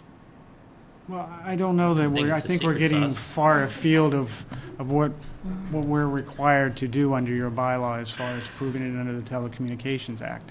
This is the information, the presentation that Verizon Wireless provides for all of its facilities throughout the Commonwealth and throughout the country. I think we've clearly established, certified in a sworn affidavit that there's a need. Obviously, there's a commercial requirement, or Verizon Wireless wouldn't be proposing to do this. As I had said, they're a commercial entity. They don't put these facilities up if they don't need these facilities. All we're trying to do is utilize your bylaw that says, I think we want you to put these on these utility poles, so we're doing that, and we're trying to, I think, meet and work with the town in that respect. And then we're providing you with the information that I think is appropriate and necessary to establish that we have a need. I think that Keith has explained it, in 6 different ways at this point, that there are a concentration of users at particular times of the year, that the existing facilities cannot provide service to those areas, and that these will help to address that capacity requirement. And so all I was trying to get to is, I hear you saying this in sort of a general discussion. I'm asking, is there a way to provide the data that shows that is exactly what's happening? And I don't even what know I think what I heard you say is data that that would be. you don't get that data. You're just sort of directed to go to an area and provide a way to improve the signal strength, the budget there, if you will. But that the thing that's driving you to that place is some determination of inadequate service by Verizon behind the curtain, so to speak, that says, oh, there's a need there. So, I mean, I assume there's a need everywhere, right, at some level. But what we're trying to do is try to say, is there a demonstration of need for this particular area, right? Because you're trying to put it in a particular area. And it seems like that's the missing link. Mr. Chairman, if I may. Yes. Believe that the board has far more control and power here than the representative from Verizon suggested you do. Any of the times that a gentleman from Verizon has represented is that there is a need in this area. There's not a need at 32 Harvard Street. There's a need in this area. So I think the board is completely within its rights to work with Verizon, which they elected not to do a year ago, to work with Verizon on, if they demonstrate the need, and it is in this area, to work with the board on placing of those poles and cell towers in the least offensive area. Okay. And the judgment I think is made. So I think that's where the board has control, because this is the judgment, this is their validation. We need more room here, but they don't need it necessarily there. They can put it any place that they work with you and do. So your degree of control is in working with Verizon as they demonstrate your laws, that you do have a degree of control in terms of how you want to place these 20, 30, or 40 poles in a Scituate. And as they've clearly indicated, this is just beginning. This is, the word I think he uses, this is the tip of the iceberg. Thank you. So to me, it's still about how do we, I mean, you're telling me you're doing this because somebody has told you there's a need, right? And I guess what I'm looking for is how are you demonstrating that need? Because somebody said it, or even if they said it on an affidavit, right? Isn't there a way to demonstrate that there's a need there? There must be service profiles, drop call profiles, there must be all of that in these areas that would say, this doesn't meet our standard, this doesn't meet where we need to be, right? That's what I'm trying to figure out. And I think maybe, I'm more, I don't know, simplistic, but like, let's just say you have this map, this one that you have right here, and I'm just going by this map. Well, why don't you put one on 3A right by the reservoir? There's a white area there, right? Or why don't you put one down, on Country Way? Because, as you said, those don't have the need, right? Because right by the reservoir on 3A, but it's white, but there's not a capacity need. So I think that's what Steve's asking for, is how do we know where that need is? Well, how do you define it that says I'm going to invest time and money and effort to put it right there, right? I mean, it's sort of an empirical. We want a quantitative Yeah, analysis. May I make a suggestion, because it's getting late, it's almost 10:30, we still have more to do. Is it possible to continue this? Because as far as I can see, right now, we are chasing our tail. We're repeating stuff over and over again and not getting anywhere. Right, and I want to just sort of make it clear what it is we're looking for. And it seems to me what you've said tonight is that that data does exist. It's just nobody will share it with us. And so I guess I'm asking, will you share it with us? Will Verizon share that data with us that demonstrates that? Because I'm looking forward to, this is 3, we're going to get the next 20. And I think we need to have a standard for demonstrating that there's a need. That's something you can do? I don't think we can commit this. I don't really see why it's necessary. I think we more than meet the standard under the Telecommunications Act for establishing service requirements. There's no rebutting what Verizon Wireless has presented in this meeting as its need. It seems to me the case law is clear in that regards, that the carriers are entitled to set their own network performance standards once they have presented evidence as to the fact that they're requesting a facility in an area where it does not meet their network performance standards, which we've shown in numerous different maps here. This is not showing me that, right? Yes, it is. It's showing you that 2100 and 700 megahertz, there's inadequate service. There's inadequate capacity service. That's what this represents. Which I think we get. But then there's lots of white on this map, right? So we're only asking my apologies. We're only asking the board to consider these 3 locations. I mean, Verizon Wireless has to prioritize its network design, just like any other business. So these are areas where they've identified a particular capacity need in the town of Scituate. There may very well be additional locations in the future, but at this particular time, these are the 3 locations that they have determined are the priority for their network design requirements. I hear that. So I'm saying, why can't they show us that? I think we have established a need for these facilities. That's what your bylaw asks us to do.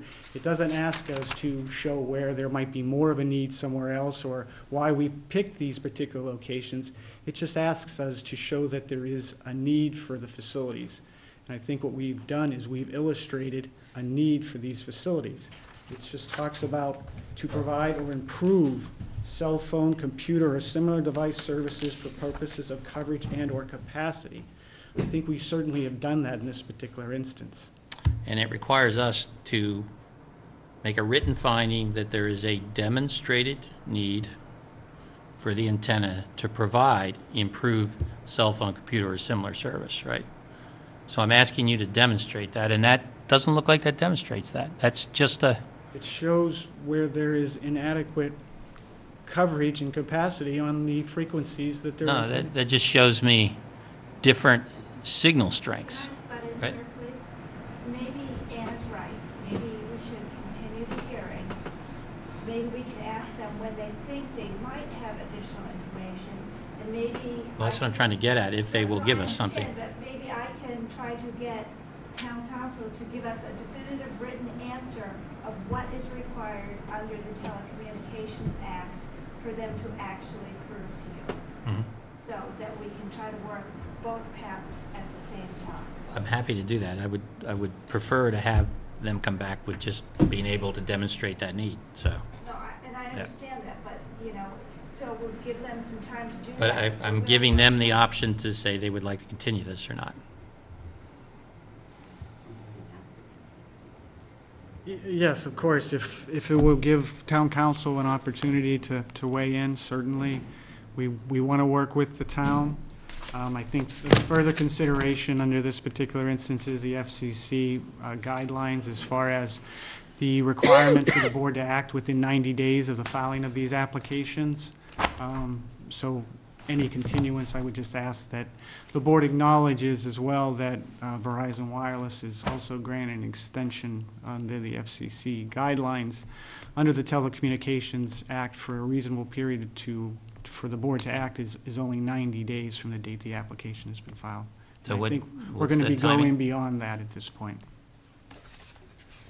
They So- filed the application on August 15th. Okay, so what would that leave it as a 90, what's 90 days after that? You're beyond that. We're behind, Well, beyond that? No, next week would be 90.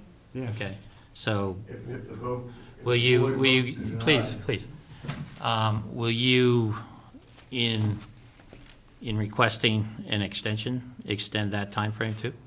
Yes, Okay, so that's what we should do. I can put together something in writing. Well, we'll do a motion right now. Okay.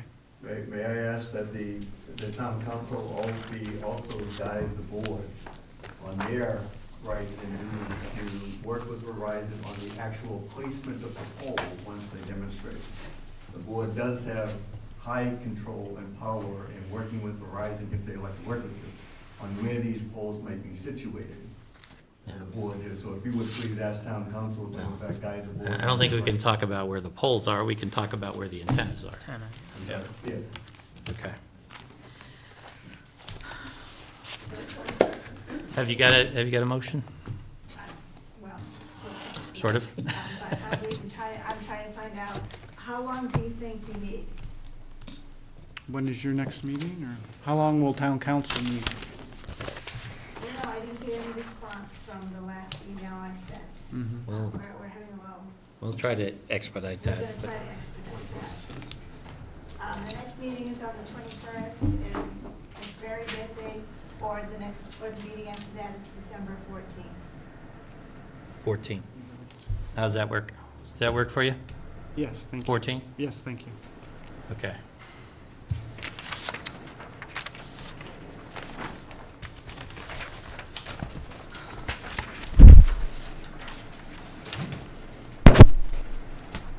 Did you have a question? No, I'm sorry. It's a motion. Move on.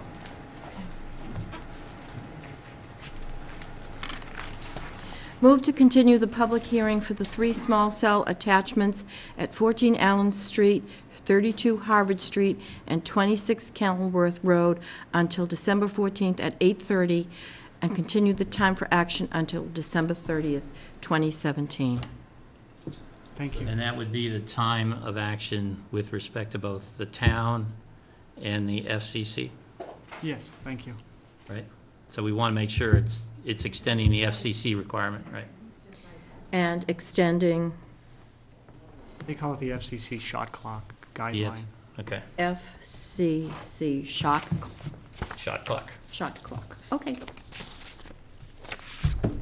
We have a second? I second. All those in favor? Aye.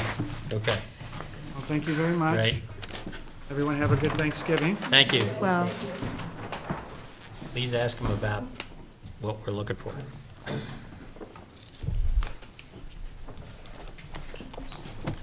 Okay, You know, Hey, I do think it's a good sorry, we opportunity. were to running look at very the late here. placement. Huh? I think it's a good idea to look at the placement as the gentleman asked for? Yeah, no, I With- think that would be a good additional question to Yeah. ask. I'm just trying to get to the threshold thing of, we've got to demonstrate this need, so. No, I get that. How do we, this didn't do it for me. I mean, we're getting closer, but I think we're one level removed. Okay, we've got a Form A for 17 Stockbridge Road. I know. Only now. Paul, you up? Yeah, what is it? Where is it? That's it? No. Where's the Form A? Where's the Form A? Yeah, mine. That's it? No. This must be down here. Is that it? 17, right? 17 Stockbridge, yep.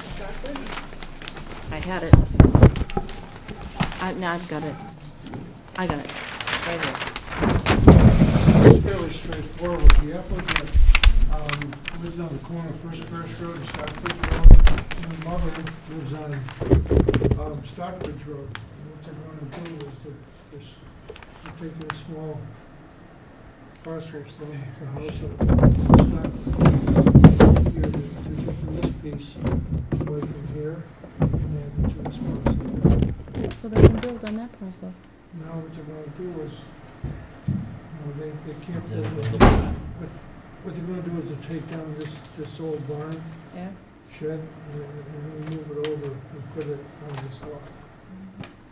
There's a curb cut in the street here, and they can come in here and go over and go into the barn. That no Oh, change is this a of- buildable lot? Pardon? Is this a buildable lot? No. No, it's 81 feet, right? So, Paul, is this the old library? No, it's other side. Built That's up over Stockbridge. kitty corner. It'd be kitty corner to the That's parcel. that library right here. Oh, okay. Right. It's across the street, right? Yep. Yeah. It's across. Yes, Stockbridge Road keeps going straight, the library's right It here. jogs this way and then Crafts or whatever. ends there. okay. The library's right It's here. over there. So in other words, First Parish, this is going down to Brook Street. Yeah, this is down to Brook Okay, Street. got it, Yeah. got it, got it, got it. You got that small place. Oh, here it is. Yes, Right there. yeah, right there. Jerry Litchfield is Yeah. next to it. Is this, what's their name? I just saw her the other day. It's on Horsley? So, That's her husband's partner. He was a school That's teacher. Joe Rosso. any issues with this, Karen? No, both lots have access and frontage, so it can be endorsed. Okay. Any other questions? No, just do it, just do it. Oof. Jeez. Sign.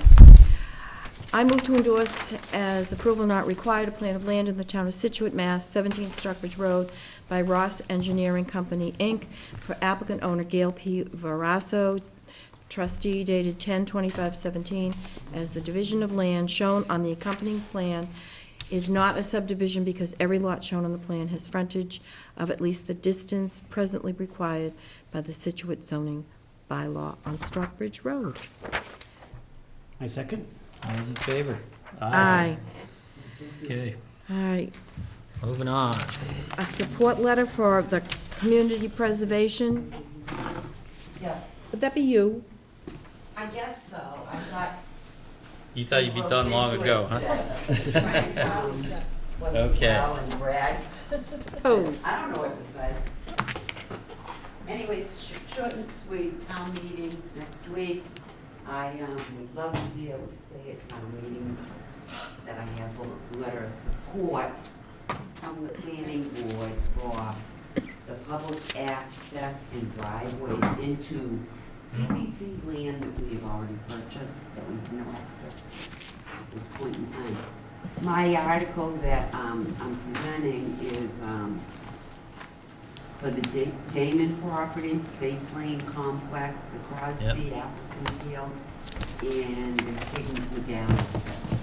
And we would be putting in roadways, parking areas, ADA accessibility. We're going to have 2 paths, one at Damon, one at Base Lane, handicapped accessibility, 5 feet by 400 at Base Lane, and 5 feet by 200 at Damon property. You can't do the handicapped accessibility on a lot of it because it's hilly and so forth and so on. But it's long overdue. We've been purchasing land since 2003. And, Is there, did we get something that shows us what you're doing, or? Actually, I did show it to Brad. I didn't get anything. Okay. All right. I just got, Carol had sent something. I just have drafted you a support letter. Okay. I mean, I didn't get any pictures that I could. I've seen it. Send to you. We've seen it, and I think that it's gone before the selectmen. They've endorsed it. It's on the advisory. I think, let's keep it simple. It's just a letter of support. I'm fine with doing that. I assume we'll see it again when You'll there's see it a at real town meeting. design. At some Pardon me? point, we'll see it again when there's like a real design. You'll have to come before the planning board with your road, With the parking lots. with the You're parking gonna lots. have parking, you're gonna, Wetlands gonna- crossing and, Well, we've already done the wetlands crossing, we've gone to Concom, you know, but, that's down the road, the engineer, the plans are done. We're just, right now, we have to get the funding. And it is a very expensive process, project, and the reason being is the Crosby Appleton Field, we have to do a wetlands crossing there. And there's no other way in. They are in the wetlands crossing, and then the replication is a 3-to-1 replication. It is pricey. So, all four together, it comes to $528,000. Okay, but will we this have, require site plan review? Are we probably. disturbing enough property or whatever? I don't know if it does. I mean, we can Crosby check into, might. I will Will you just check it? definitely- Yeah. we will check Yeah. into the fact to see Yeah. if it does, and we'll advise them Yeah. if it does. It's kind of like what we did with the dog park and these other things, Yeah. is that if you're ultimately gonna need site plan review and you're trying to figure out what it's gonna cost and all that, we should have an initial review, so we make sure the issues that we think you're ultimately gonna have to address, you at least know about. But they're already down further than the end of it. That- I They're mean- further down the line. What can I say? So, I mean, I mean, they might just have to come in and file for right, site they plan. might just have to come in. Yeah. That doesn't mean we can't endorse what they're doing. No, I'm not suggesting Okay. that. No, I'm not no, suggesting that. I'm don't, I'm just trying to understand the process and This is and when when. the issue, well, the time we bought the property was how we're gonna provide the access. Mhm. And it says, we'll get to it, well, we're here. I finally got to it. You got, They've been I picking got up, to it. they've Got been, engineer, have plans Well, in the works. without having seen anything, I would say I would, conceptually support getting access to it. And is just so I know, is it just one parking lot, or is No. it no, four. four parking Four lots? different parking Yep. lots and the access. And a wetlands crossing. yeah. Yes, the access road to the Crosby Appleton is what is, That's 350,000. that's a whole road. 310. Yep. Yeah, Yep. for that. And one of the things you need to understand about this, 350,000 had been put aside a while ago for for the Appleton, but then there are these other properties as well, so what, the 350 was rescinded, That's being rescinded at this time. and then we're going forward, CPC's going forward with the 528,000 to encompass all four parcels. So it sounds horrific at 528,000, but in really, it isn't. Right. And And it it's sounds, all coming from the open space. Right. And the money that's being sounds rescinded. expensive and somewhat complicated, and, And don't worry about it. Yeah, right, it is. and so we'll You'll see it see at it. some point. Oh, you So I would definitely will. say, I don't know what you've written for us, Karen, but I would say I would be willing to Copy the support it in concept. I copied the generic letter that conservation sent.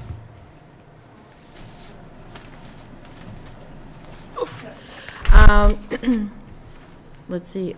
Dear Ms. Conley, on November 9th, 2017, the planning board unanimously voted to support and endorse access, parking, and the creation of trails and mapping for the properties in the West End. Crosby Bates Lane, Higgins, McAllister, and the Damon property. These properties were purchased not only for preservation of open space and water protection, but also for the enjoyment of the community. For the planning board, that would be you. I move to approve this letter. Second. Discussion?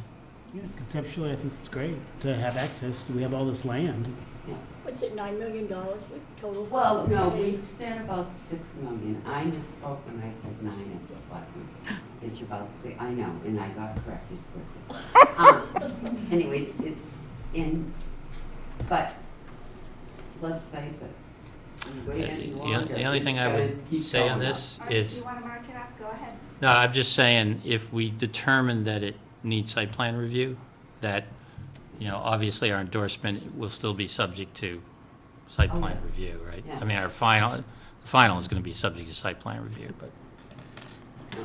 This is sort of conceptually, we're approving it, right? Yes. Yes, conceptually. Yes. Yeah, I think that's, They They'll need have- the money to go forward Right. to implement. It's Yeah. just so we can, yeah, exactly. We've gone as far as we could. I think this is fine as long as you take the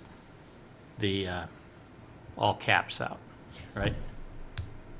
So this almost sounds like we're endorsing some particular document, right? And I'm saying, yes, we support and endorse access, parking, and the creation of trails and mapping. What are you telling me to change? See, all these are all caps. Okay. I would just say make that all lowercase, and that way it's not referring to some specific document or something. It's generally, we're supporting the concept of access and trails and all that. Okay, sure. That works for me. Okay. Does that work for everybody else? Of course.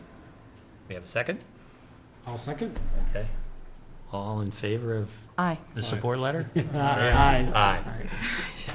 Thank you very much. You're welcome. See you all at town meeting. At the Performing Arts Center, thank you very much. Yes. Okay. Reappointment of Hal Stokes to the Design Review Committee. So you want the job? He does. He does? He So you're does. gonna do it at the current level of his payment? Even more so. So like The you current do level of what? His payment, Payment. his compensation. Yes. We're gonna give him 100% raise. Perfect. I move to reappoint Hal Stokes to the Design Review Committee. Read the rest of it. Oh, geez. Why does there have to be more? Does he have a term? I move to reappoint Henry F. Stokes, Hal, to a 3-year term on the Design Review Committee for a term running from November 9, 2017 through to November 9, 2020. I second that. All those in favor? Aye. Okay. Accounting? You have bills to pay?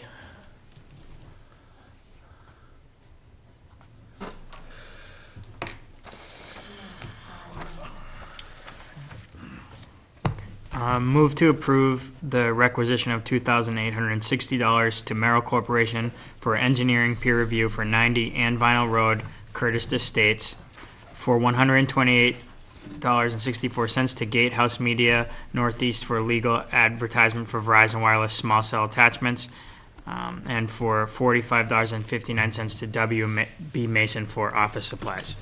You have a second? Yep. All those in favor? Aye.